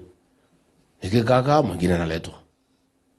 Wakaletwa karibu wanaume 8. Sasa nikauliza hii wazee wote waniambia huyu ni nani? Mimi nikajifanya tu siambii nini nafanya. Nikasema weka mkutano na Narok Town. Kuja nisalimie wananchi. Na wale wote wanataka viti wakuje. So kufika pale nikaongea, nikamaliza, nikapea viongozi, nikamaliza. Nikasema basi wale wanataka viti wakuje. Wanaanza kusimama moja, mimi naangalia. Anasimama mwingine, mimi naangalia. Kijana hii aliposimama town ikachemuka. Sasa hii wazee wote walikuwa wananiletea watu, si nilikuwa na hawa. Nikaambia nilifurahi ile watu wote muliletea, lakini ile nimeletewa na raia ni Douglas Mascole, na huyu ndio atapita, na huyu mtu ako na watu na anapendwa na watu. So hata pale tukifanya negotiation, mimi nilijua pale itaishia. Tunaongea wazee semeni, lakini mimi raia, wananchi wa Narok walikuwa tayari wameamu, na nikajua tukimpatia ticket kazi itakuwa rahisi. Unajua watu wanaongea mambo ya lokalau. Pahali kura ilipigwa na kuchungwa ni Narok Town. In fact, pesa ya Narok Town ilikuwa mingi kuliko ya lokalau. Lokalau walikuwa wanapeana 2,200 Narok ilifika mpaka 10,000. Hii watu ya Narok walikuwa wamechanuka hata kuliko ya lokalau. Walikula mali wakakula, mwishowe kura ikaenda nyumbani. Najua sasa tumesema kila mtu Mkenya akuwe kama kuku ya kienyeji. Kuku ya kienyeji inakula huku kila pahali, kwa jirani, kwa barabara, lakini saa ya kutaka mayai ikifika inaenda wapi? Si hiyo iko mzuri? So nimesikia mzee mwingine hapa amesema tutakula na tumbo lakini kura tutapiga na. Nimependa sana hiyo. Nani alisema hiyo? Ni senator. Hiyo umenichanua. Sasa hata nimepata maneno ya kwenda kuongea kwa mikutano. Nimefurahi sana. Unajua ukisikiza watu unaerevuka. Vile nilikuwa asubuhi sio vile nitalala. Mimi nimeerevuka zaidi kuliko vile nilikuwa mkija. Na ndio hii maana ya kusikiza. Ground, sikiza Wakenya wanasema nini. Na ndio huyu Kasongo amekwama kwa sababu yeye ni kichwa ngumu. Hasikizi, anajifanya mjua. Si nimekaa hapa nimesikiza maneno mingi. Nimechanuka, nimeerevuka. Nimeelewa nyinyi kuliko vile nilielewa nyinyi hapo mbele. Niseme vile Ole Ngogoyo amesema true. Hakuna zoning Narok or anywhere else. Hakuna. Nilisikia kuna wengine walikuwa wanasema sijui Narok ati tutaongea na DCP sijui achie nani. Nani amekwambia? Who told you? Wewe kama unataka kupambana na sisi, si tukutane kwa debe? Tujue ni chama gani iko na umaarufu. Si hata lokalau tulikuwa huko. Si kila chama hata zile tuko pamoja zilikuwa na candidate. Si matokeo ilikuwa. Si chama inajulikana ya huko ni gani? Si ya Narok inajulikana ni gani? Tuheshimiane. Kila mtu auza chama yake. Mambo ati tukuachie ukiwa nani? How? Sisi tunangangana usiku na mchana. Tunafanya kazi ya kumobilize, kuongea na wananchi, kuwatetea. Ati ufikiria ati tutaketi pahali kwa hoteli. Ati wewe chukua hii asijui. Hakuna. Sina kama mawe. So Narok, for avoidance of doubt, Narok Town, Narok County, tutakuwa na candidate wa kiti cha gavana kama DCP. Narok County tutakuwa na candidate wa kiti cha senator. Narok County tutakuwa na kiti ya women rep.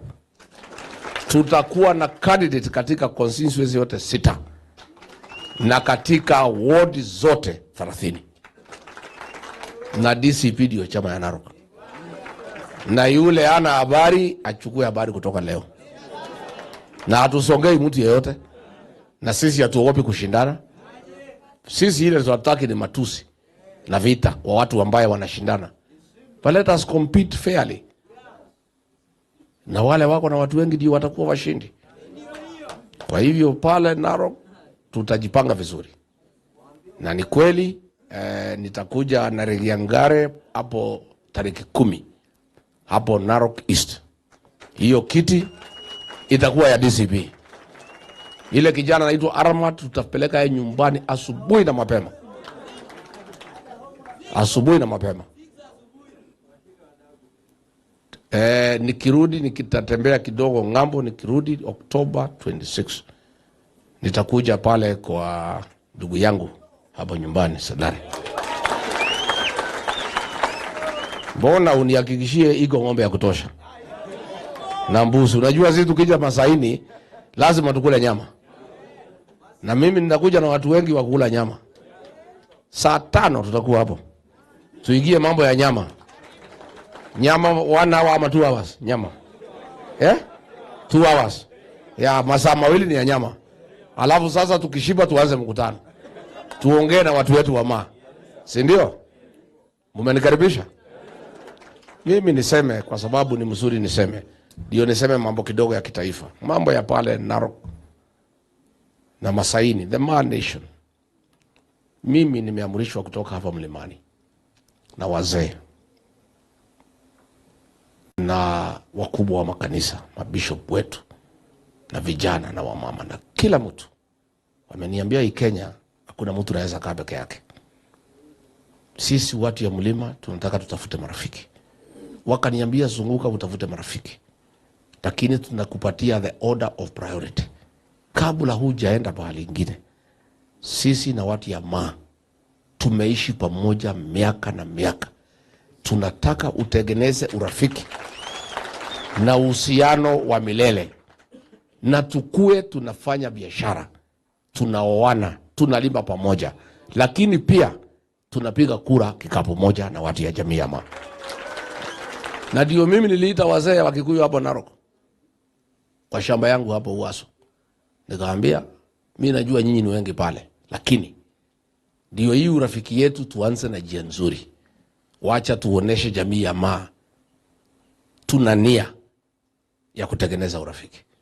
Naomba nyinyi wazee wa Kikuyu, wacha hii kiti tupatie mashemeji wetu wa Maa. Na wakakubali. Na zile polling station 5 ya Wakikuyu, si aliongoza? Aliongoza. Kwa sababu tumekubaliana kama jamii. Sio mimi Rigiji nasema ati tukae na Wamaa. Nimeamrishwa na wazee na watu ya kanisa. Wameniambia mtoto wetu, wewe unaongoza hii jamii yetu. Tunataka wewe utafute marafiki, na tunataka urafiki na jamii ya Wamaa. Na ndio mimi watu wale ya mlima wako pale tumeongea na tumekubaliana. Ile viti yote iko pale. Bora wewe uko na tikiti ya DCP, kura hii watu ya mlima hata utatafuta, utaipata automatically. So wewe uende pale ungangane nyumbani, alafu Rigiji hata kuongeza hii ingine yote bila malipo, si ndio? Na iko namna hiyo. Na hii kiti ya governor sasa tumepanga mtafute candidate mzuri. Kama ni Yusuf Nkuli, yule mtaelewana mniambie ni huyu. Bas, mimi niite wazee, tukoroge tumalize. Tena hii wa Kipsigis wameniambia tutatembea pamoja. Hii kiti ya governor ndio itakuwa rahisi sana katika Narok, because we must control the county government. County government ya Narok itakuwa ya DCP, and we'll work hard. Na mimi sasa mtaniona sana Masaini, si ndio? Si kazi hapa mlimani nilifunga na Olokalau. Kuna kazi imebaki hapa? Hakuna kazi imebaki hapa. Hata sasa hii Wamunyoro baada ya wiki 2 nitafunga. Niko na boma hapo Uaso, ndio mtakuwa mkija hapo ndio tutaongea mambo yetu. I am going to camp with the Maa Nation. Narok nitakuja mpaka mniambie ngoja kidogo. Museme ngoja utamaliza ng'ombe yetu na mbuzi, si ndio? Nije nisije, tutapangana vizuri. And I want to promise you, watu ya Narok, ile mashamba yenu imechukuliwa na Kasongo. Next year nikichukua serikali nitalegesha hiyo mashamba kwa Masai.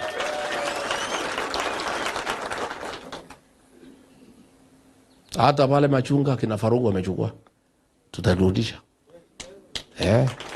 Pale Masai Mara Kasongo amejenga hoteli, imefunga pahali wanyama wanapitia. He has interfered with the ecosystem. Hiyo hoteli tutaileta chini, ndio wanyama wapite. Hatuwezi, we cannot play around with Masai Mara. It is the 8th wonder of the world. How do you interfere with the animal corridor? Utaua Masai Mara.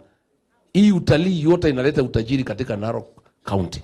Ukiua utalii by stopping the animal migration, ambaye watu wanatoka all over the world kuja kuangalia the eighth wonder of the world. Hatuona weka hoteli on the animal corridor. Sasa unataka hii watalii wako kwa hiyo hoteli waone nini? Kama hoteli imejengwa pahali wanyama wanapitia, wataangalia nini? Ni ujinga, si ujinga? Najua hii Kasongo nilikuwa nafikiria ni mtu amesoma. Hii hesabu yake ni gani? Sasa wewe unajenga hoteli ati ya watalii. Watalii wanakuja Masai Mara kuangalia animal migration. Hoteli umeweka pahali wanyama wanapitia. Wanyama wamepotea. So hii watalii wataangalia nini? Ni ujinga, si ujinga? You know, so I don't understand. So hiyo maneno tutarekebisha. Mambo ya ile watu walifukuzwa Mau without compensation, we are going to work on it. Wale ile mashamba imechukuliwa pale town na tijengwe housing hakuna. We will not agree. Mashamba imechukuliwa pale Kebiko na Kasongo na huyu Nixon Koril. We will revert that kwa Wamasai. We must protect the heritage ya Masai walipewa na Mwenyezi Mungu. Hatuwezi kubali. Mimi mkinipatia nafasi, nataka hii maneno ya wasichana tuangalie vizuri. Nataka kila ward in the Man Nation tujenge shule moja kubwa ya boarding ya watoto wasichana, so that we protect them na tuwapatie nafasi ya kusoma. Watakuja kuolewa baadaye kama wako na degree. Ndio hata ng'ombe zikuwe nyingi zile natoa. Tuko na mambo ya dams, maji ya mifugo na ya wananchi. We must tukue na damu za kutosha. Ndio wafugaji wasihangaike. Mambo ya barabara. Narok has been marginalized. Narok ndio inapeana chakula katika Kenya. Ngano, mahindi, kila kitu. Lakini wakati ya mvua huwezi enda peleka mavuno kwa soko. We must focus kwa mambo ya barabara ya pale. Mambo ya stima. Lazima tukue na affirmative action in Narok. Narok imebaki nyuma for a long time. Na ni kazi mingi sana iko pale ya kufanya. Na tutafanya. Kwa sababu mimi nitaketi na wazee na viongozi tupate priorities ni gani ya pale Narok. Pale ya Boseli. Na mimi nilimwambia Olelengu, nilimwambia Seki, walikuwa konde pale na Kasongo. Sherehe kubwa wakajija pale, walikuwa wanacheza hapo Marans. Wanasherehekea. Nikampigia Seki nikasema, wewe unajua hii Kasongo mzuri. Siulize mimi. Anakudanganyaga kama amekuangalia. Na anajua ni uongo. Akasema ati amepatia Wamasai Aboseli. Mwenyewe akaenda akatafuta watu, wakaenda kotini. Sasa leo wanatoa order, wanasema Olelengu akiingia huko akamatwe. Na nilimwambia Olelengu, nilimwambia governor, wewe unajua Kasongo? Do you know this man? Siulize mimi. Si mimi nilikuwa mtu ya Kasongo? Si nilikuwa mtu yake? Si mimi nilimsaidia? Akafika State House. Si mimi namuelewa? Sasa hiyo Aboseli hakuna. Sasa Olelengu amejaribu atakwenda kuchukua pesa huko, ameambiwa kamatwe. Sasa amedanganya Wamasai, anataka kukamata Olelengu. Ni dhuluma, si dhuluma? You know. Mimi niambie nyinyi watu wangu. Mkikubali naomba tutafute serikali pamoja. Na hii serikali itapatikana. Na nyinyi mnajua chama yenu ni DCP. National Chairperson ni Ole Parasina kutoka Kajiado East. Deputy Secretary General Orpoya kutoka Narok. This is your party. Na hii ndio chama itaunda serikali ambayo inakuja. And we are equal partners kwa hiyo chama. Wama ni watu wa hiyo chama. Tukigawa keki ya Kenya, mtakuwa na kisu pale kwa meza. Na lazima turudishie Wama heshima. Ile serikali ambayo tunakuja kuunda lazima tukue na full-fledged cabinet minister pale Narok, ambaye yako na docket iko na heshima. Lazima tukue na ingine, another flag pale Kajiado. Kajiado tangu wakati ya Kenyatta, this is the only first time wamekosa waziri. Pale Samburu lazima tuwashughulikie. Wale wama wako pale Laisamis lazima tuwashughulikie. Wale wako Baringo South lazima tuwashughulikie. Watu ya Laikipia North walikuwa hapa wa Nation. Na nimeongea na jamii ya Mlima na tumekubaliana hiyo kiti tutapatia hii ya Laikipia North. Na tumeongea hapa kwa sababu sisi tunataka urafiki ya ukweli. Usiambie wama unawapenda, unawaheshimu lakini hakuna kitu unawapatia. Hata wanakuwa tu wanaangalia. No. For the first time, the will feel to be part and parcel of the next government. Na ni serikali yenu. Tafadhali tutafute pamoja. Na itapatikana. Kwa hivyo mimi nashukuru sana kwa UMCA because ndio firstborn yetu na ndio mazao, ndio the first product ya ile makubaliano ya Mlima na tutembee pamoja. Na umeona Mlima na ikitembea pamoja, matunda inapatikana haraka. Si ndio? Na tumeamua na we are not going back. Na mimi pahali mnataka nifanye yangu mimi nitafanya na nyinyi mfanye yenu. Nyinyi mnitafutie candidates wazuri. Wale ambaye tukiunga mkono hata aibisha sisi. Na mtafute watu wanaelewa maneno. Sasa ile mama tulimlibea pale Narok North kwa bunge hajui difference between yasa na madam. Sasa tunakwama.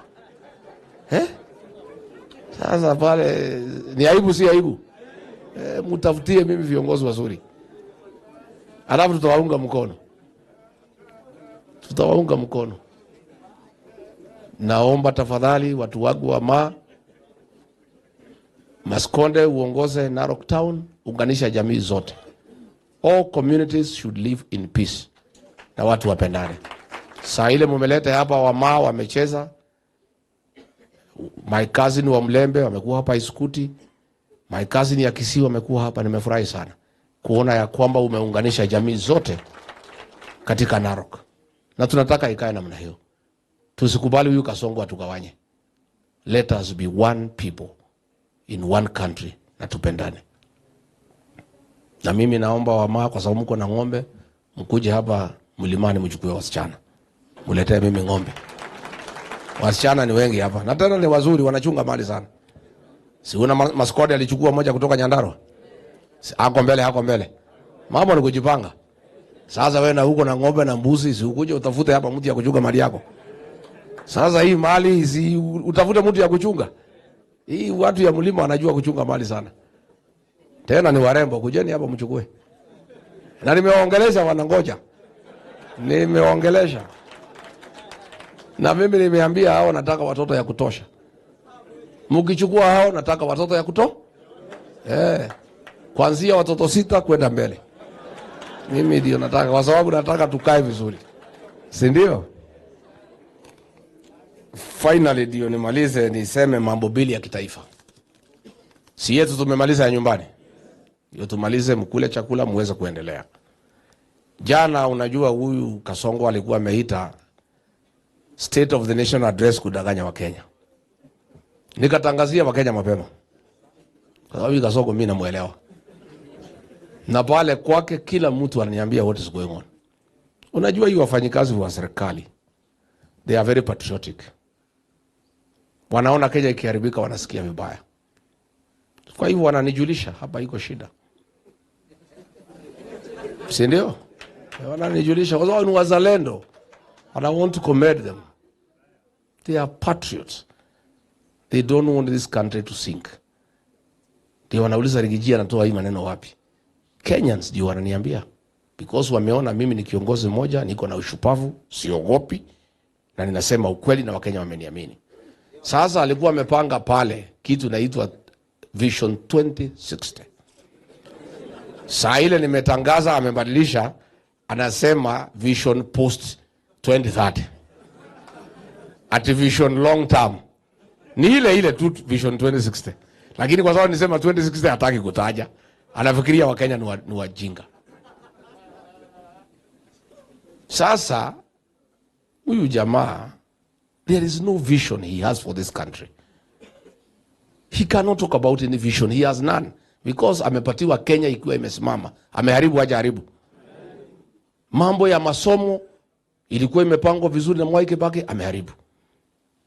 Mambo ya NHIF ilipangwa vizuri na Kibaki na Uhuru Kenyatta, ameharibu, ameleta mnyama anaitwa SHA. Mambo ya biashara ameharibu. Kazi hafanyi, ana shida juu ya gari. Ofisi haendi. Most of the time ako huko kwenu Kirigoris. Kenya amewachilia, anakaa Kirigoris hapo nyumbani. Kazi yake ni kutafuta mashamba. Si ati yako Kirigoris kupumzika ama kupenda Wamasai, ni kutafuta nini? Mashamba. Inchi amewachilia. Security ameharibu, imekuwa ya goons. Imekuwa mbaya hata kuliko Haiti. Wanavamia mpaka makanisa. Wanavamia mikutano. Goons na polisi huwezi jua tofauti.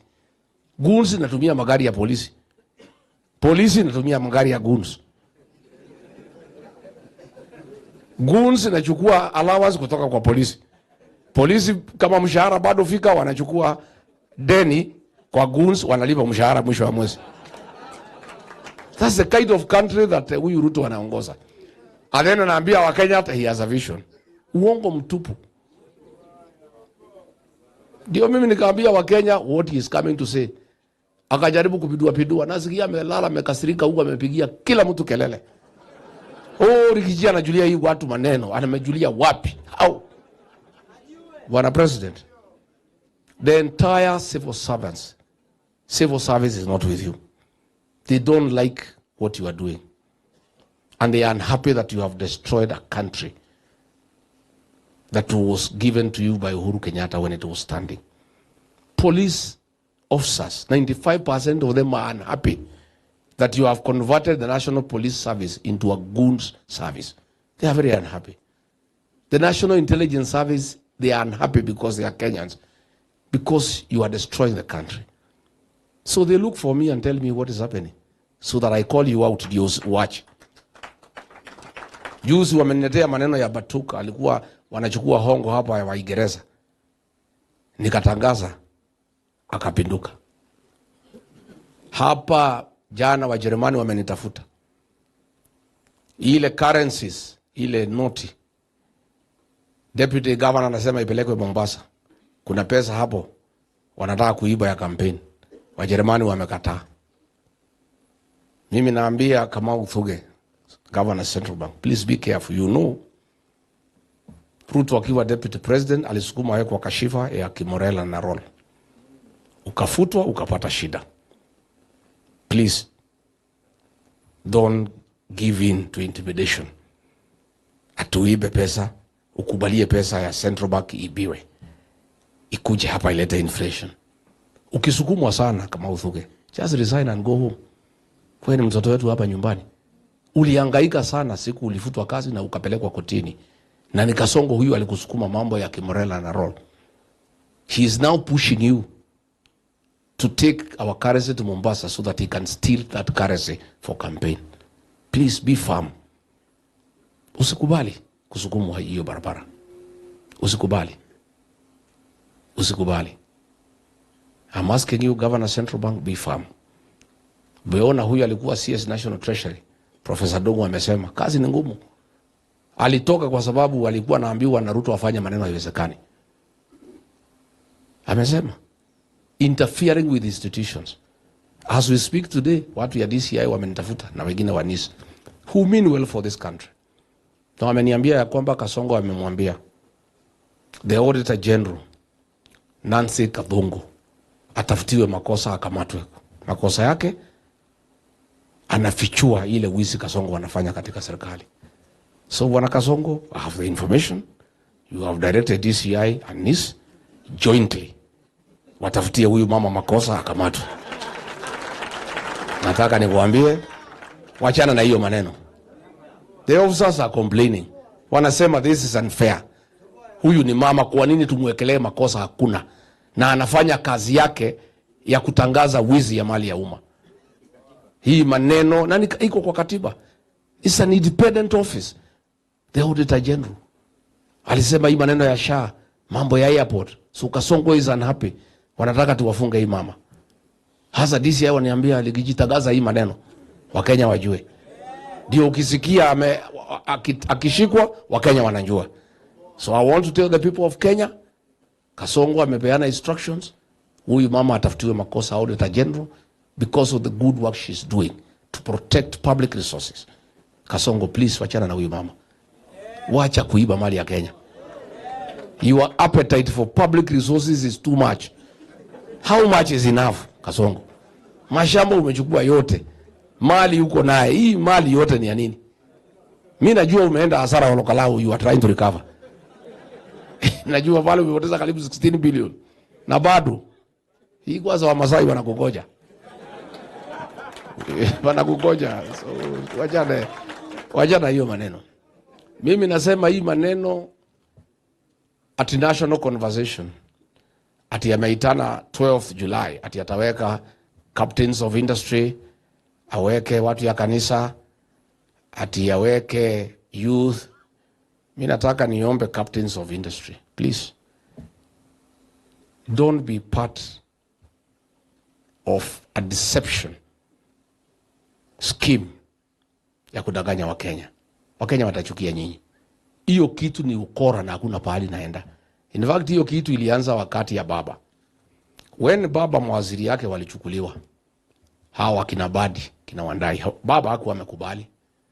So walipopewa, huyu Kasongo akaambia Raila, wacha tutafute kitu inaitwa Vision 2060.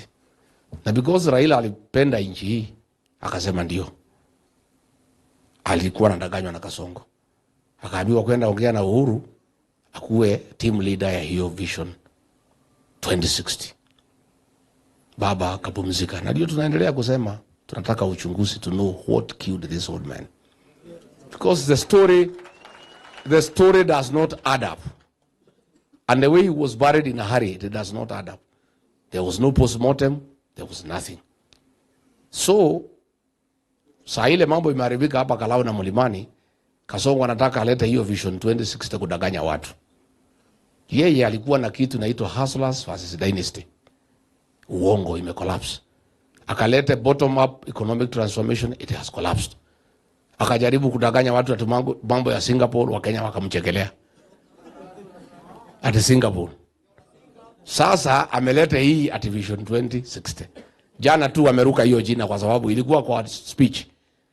Walijaribu kutoa, unajua niliongea saa 9, alikuwa na masaa 3 ya kubadilisha hiyo speech. Afadhali ningeongea kama 5:45 ama 6. In future I'll be careful. Nikijua ile maneno nataka kudanganya watu ninaongea 20 minutes before. Asikuwe na nafasi ya kubadilisha. Sasa ati wameita national conversation. Mimi nataka kuambia our captains of industry, I fear ati wanataka kuweka huyu James Mwangi wa Equity. James Mwangi, our son, you have done very well. Wewe unaheshimika sana. Na hii benki yetu ya Equity tunaiheshimu sana na tunaienzi. Tafadhali usikubali kuingizwa kwa hiyo ukora. Itakupaka matope. Itakuharibia jina na iharibia Equity jina. Na wale wengine wote wataitwa. Kama wata-insist kuingia kwa hiyo kitu, wajoin Kasongo kudanganya Wakenya. Sisi hatutakuwa na alternative. Tutauliza Wakenya to boycott the services of all those companies and institutions that ambaye zinatumika kuja kudanganya Wakenya. Pia tumesikia ati anataka kuita mabishop wetu hapo wamsaidie kudanganya Wakenya. Mimi naomba kwa heshima kubwa sana kwa watu ya kanisa. Mnajua watu ya kanisa na mimi tunalaumiwa ya kwamba ndio tulipoteza Wakenya wakachagua Kasongo. Msikubali tena kuigizwa kwa matope na Kasongo. Tayari tumejaribu kusafisha mkono. Na mnaomba hii aibu ituondokee. Sasa wewe ukiwa bishop ukikubali kuingizwa kwa hiyo kitu ya national conversation ya kudanganya Wakenya, utakuwa umejiharibia jina na umeharibia kanisa. So we want to ask all Kenyans of goodwill, wale watatajwa kwa hiyo maneno ya kudanganya Wakenya, wasikubalie. Na sisi tumekubaliana kwa upinzani, hakuna mtu ataenda huko kudanganya Wakenya. But we welcome a national conversation. Kama William Ruto can call a national conversation, na atuite tutakuja to discuss wale ambaye waliua Gen Z watakamatwa siku gani. That we can discuss. We can discuss mambo ya corruption pahali imefikisha nchi hii. We can discuss mambo ya SHA ili haifanyi kazi. We can discuss mambo ya university financing model. That we can discuss. We can discuss mambo ya goons, Kasongo.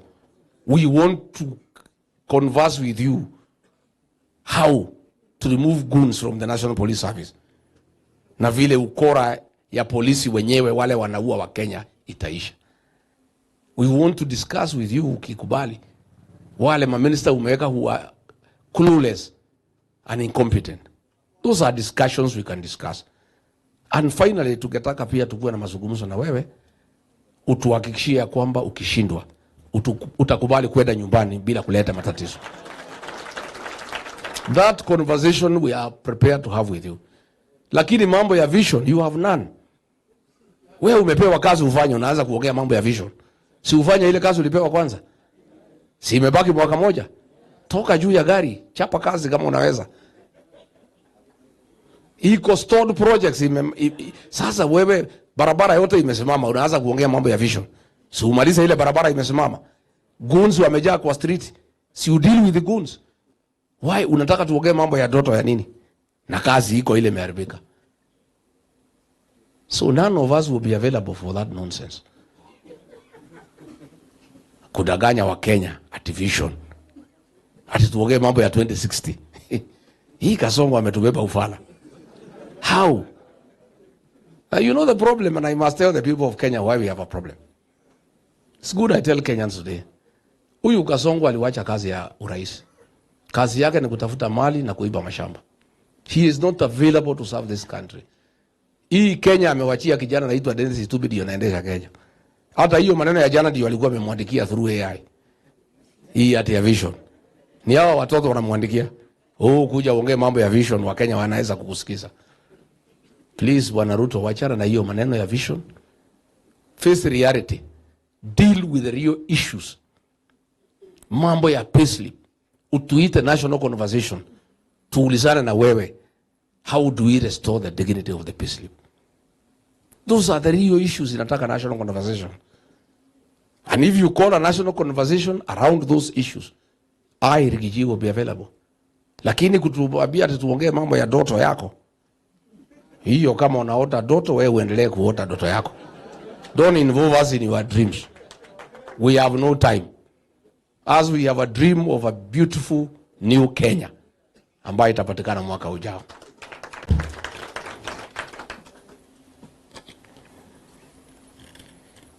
Kwa hivyo mimi niseme ya kwamba mambo imekuwa mingi sana. Na hii maneno ya mauaji, kuna mama ameuawa jana, daktari. Kuna wanyama wameuawa, ndovu 15 pale Aboseli. Ndio ati Lenku na serikali ya Kajiado wawache kwanza kudisband kwa wanyama 15 of them. Iko maneno mingi sana yanaendelea Kenya. The other day Dr. Victor Mutiso aliuawa. Na tukichunguza walikosania biashara na watu ya Kasongo. So we want to know hao watu wanauawa watapata haki yao namna gani? So Kasongo, please, you have many issues to answer the people of Kenya. Na ndio nimesema on 10th of August nitakuwa nikitoa taarifa William Ruto at 4 years. Si ulisema kila mtu apimiwe kazi yake? Alisema kila mtu kazi yake aangaliliwe kazi yake. I'll be discussing ile kazi umefanya for 4 years with the people of Kenya. Na ni kazi mingi. Kazi ni mingi sana. Ile umetufanyia hapa Kenya? No. We need a conversation. So mimi nitakuwa nikitoa taarifa. Wewe ukigoja ile ya doto ya 12, mimi nitakuwa napeana audit of what you have done in 4 years to this country and where we are as a country.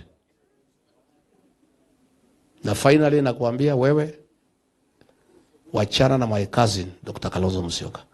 Wacha kutumania yeye na kumsumbua. Huyu Ruto anatumania Kalonzo kila siku. Ati ampatie pesa, ati akuje kwa serikali yake. Sasa Kalonzo aliniuliza, hata kama ningekuwa mjinga, huyu Ruto anaweza amini yeye? Kama wewe ulikuwa deputy president ukapigiwa kura akakufukuza, mimi naweza muamini nikuwe naibu wake? Hakuna mtu anaweza amini William Ruto. Hii kiti ya running mate ameaidia watu karibu 14 so far. Wamasai peke yake ndio bado aidiwa, sijui kwa nini. Nafikiri nyinyi hana haja na nyinyi nataka mashamba yenu.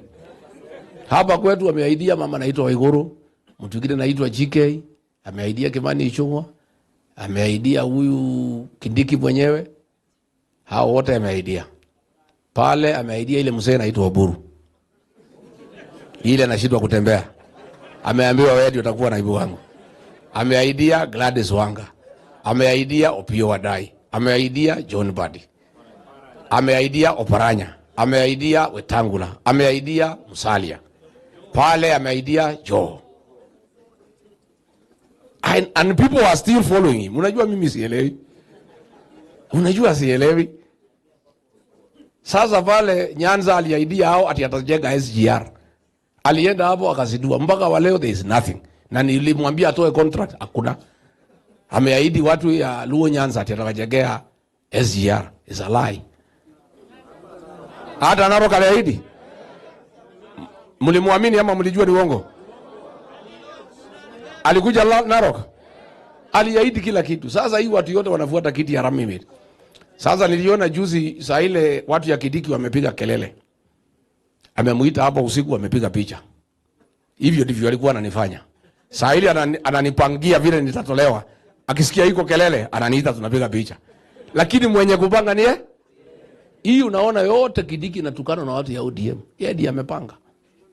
Ukiona deputy president anatukana, mwenye kupanga ni nani? Ni rais. And I have told this Kindiki, what he is doing to you ndiye alikuwa ananifanyia. Ilikuwa kelele ikiwa mingi anasema kuja tuonane, tunaenda pale kwa nyasi tunakaa, amepanga mtu na kamera huko hata mimi sijui, anapiga picha anawachilia. You know, guy is simply a con man. Unajua sisi tulipata hasara kama nchi. We just got an ordinary conman from the streets and made him president. So he is conning everybody. Sasa ati Kidiki ameitwa usiku amepiga picha. Sasa Kidiki nitamtumia ile picha nilipigwa mimi, nikipangiwa. Na saa hiyo ako na kisu. Ameshika nyuma ya nini? Ya mgongo.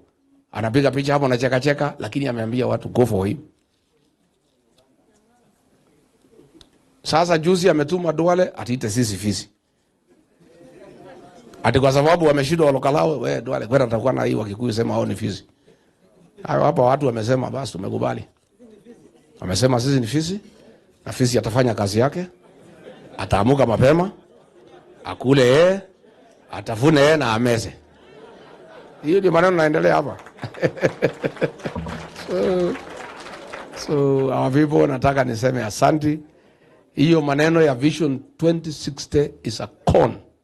Is deception. And we ask our captains of industry, please don't spoil your names. Musijipake matope. You are running very successful businesses in this country. Don't be part of a scheme to deceive the people of Kenya. Don't join William Ruto in deceiving the people of Kenya. Wakenya watachukia nyinyi. Our church leaders tunaheshimu nyinyi sana. Na Wakenya wanamheshimu na kumpenda. Don't allow yourself to be part of that scheme to deceive the people of Kenya that there is something going on. There is nothing. Let William Ruto address the challenges facing the people of Kenya. The economy has collapsed. There is no money in circulation. That is the issue. Akiita national conversation, tuulizane pesa ya Kenya ilienda wapi. Akisema mkutano ni ya saa 2 tutafika saa 1. Tuulizane. Akiita mkutano to discuss mambo ya goons, will be there. Lakini ati ndoto yake ameota. Hiyo ako na kitanda yake aendelee kuota. Asihusishe wa Kenya. We don't want to be part of that conmanship and deception of cheating the people of Kenya. Kwa hivyo mimi nimeshukuru sana watu wetu. Thank you very much kwa kunitembelea. Na mkinikubalia mimi ni mtu ya Narok. Na nitakuwa na nyinyi. Bamba tu bamba. Mkipiga kona mimi napiga na nyinyi. Mimi nitahakikisha tumekaa pamoja kama jamii. Nitahakikisha tutapiga kura kikapu moja. Nitahakikisha tutapata serikali pamoja na tutagawa pamoja na kutapatikana kufanikiwa baada ya sisi kupata serikali. Narok must change. Lazima matunda ya kutafuta serikali pamoja ionekane. Lazima watoto wetu wasome, lazima barabara ijengwe, lazima stima iunganishwe, lazima mahospitali ikuwe na dawa, na lazima majamii zote pale Narok sikae pamoja. Mimi ndio maombi yangu, na mimi nitafanya kila juhudi. I'll work very hard to make sure that our unity is strengthened and it will last forever. Mimi mnipatie nafasi niunganishe hizi jamii, and I want to thank you for coming. Bwana Douglas Maskonde, work hard, unitafutie heshima Narok ya kwamba ile kijana nifanyia campaign amefanyia wananchi kazi, na usikuwe na mapendeleo. Fanyia jamii zote kazi pale Narok. Work for everybody. Let everybody appreciate your leadership, kwa sababu wewe ulipigiwa kura na watu wote, si ndio? Asante Douglas. Unataka kuona Mamba Boys? Hamsalimie. Alafu waombe safari na chakula. Mamba Boys kuja.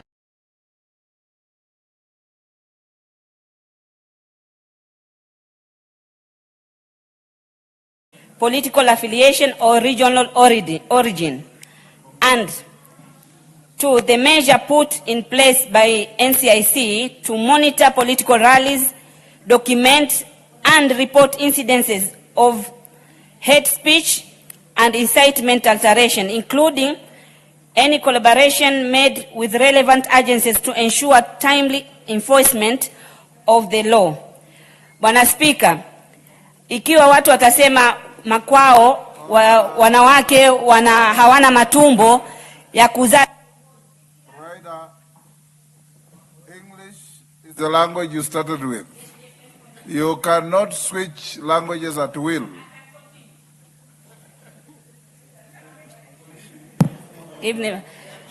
Mr. Speaker, sir, if other leaders are saying in their area women, only their women should have should have given birth to leaders from the same areas to be members of parliament.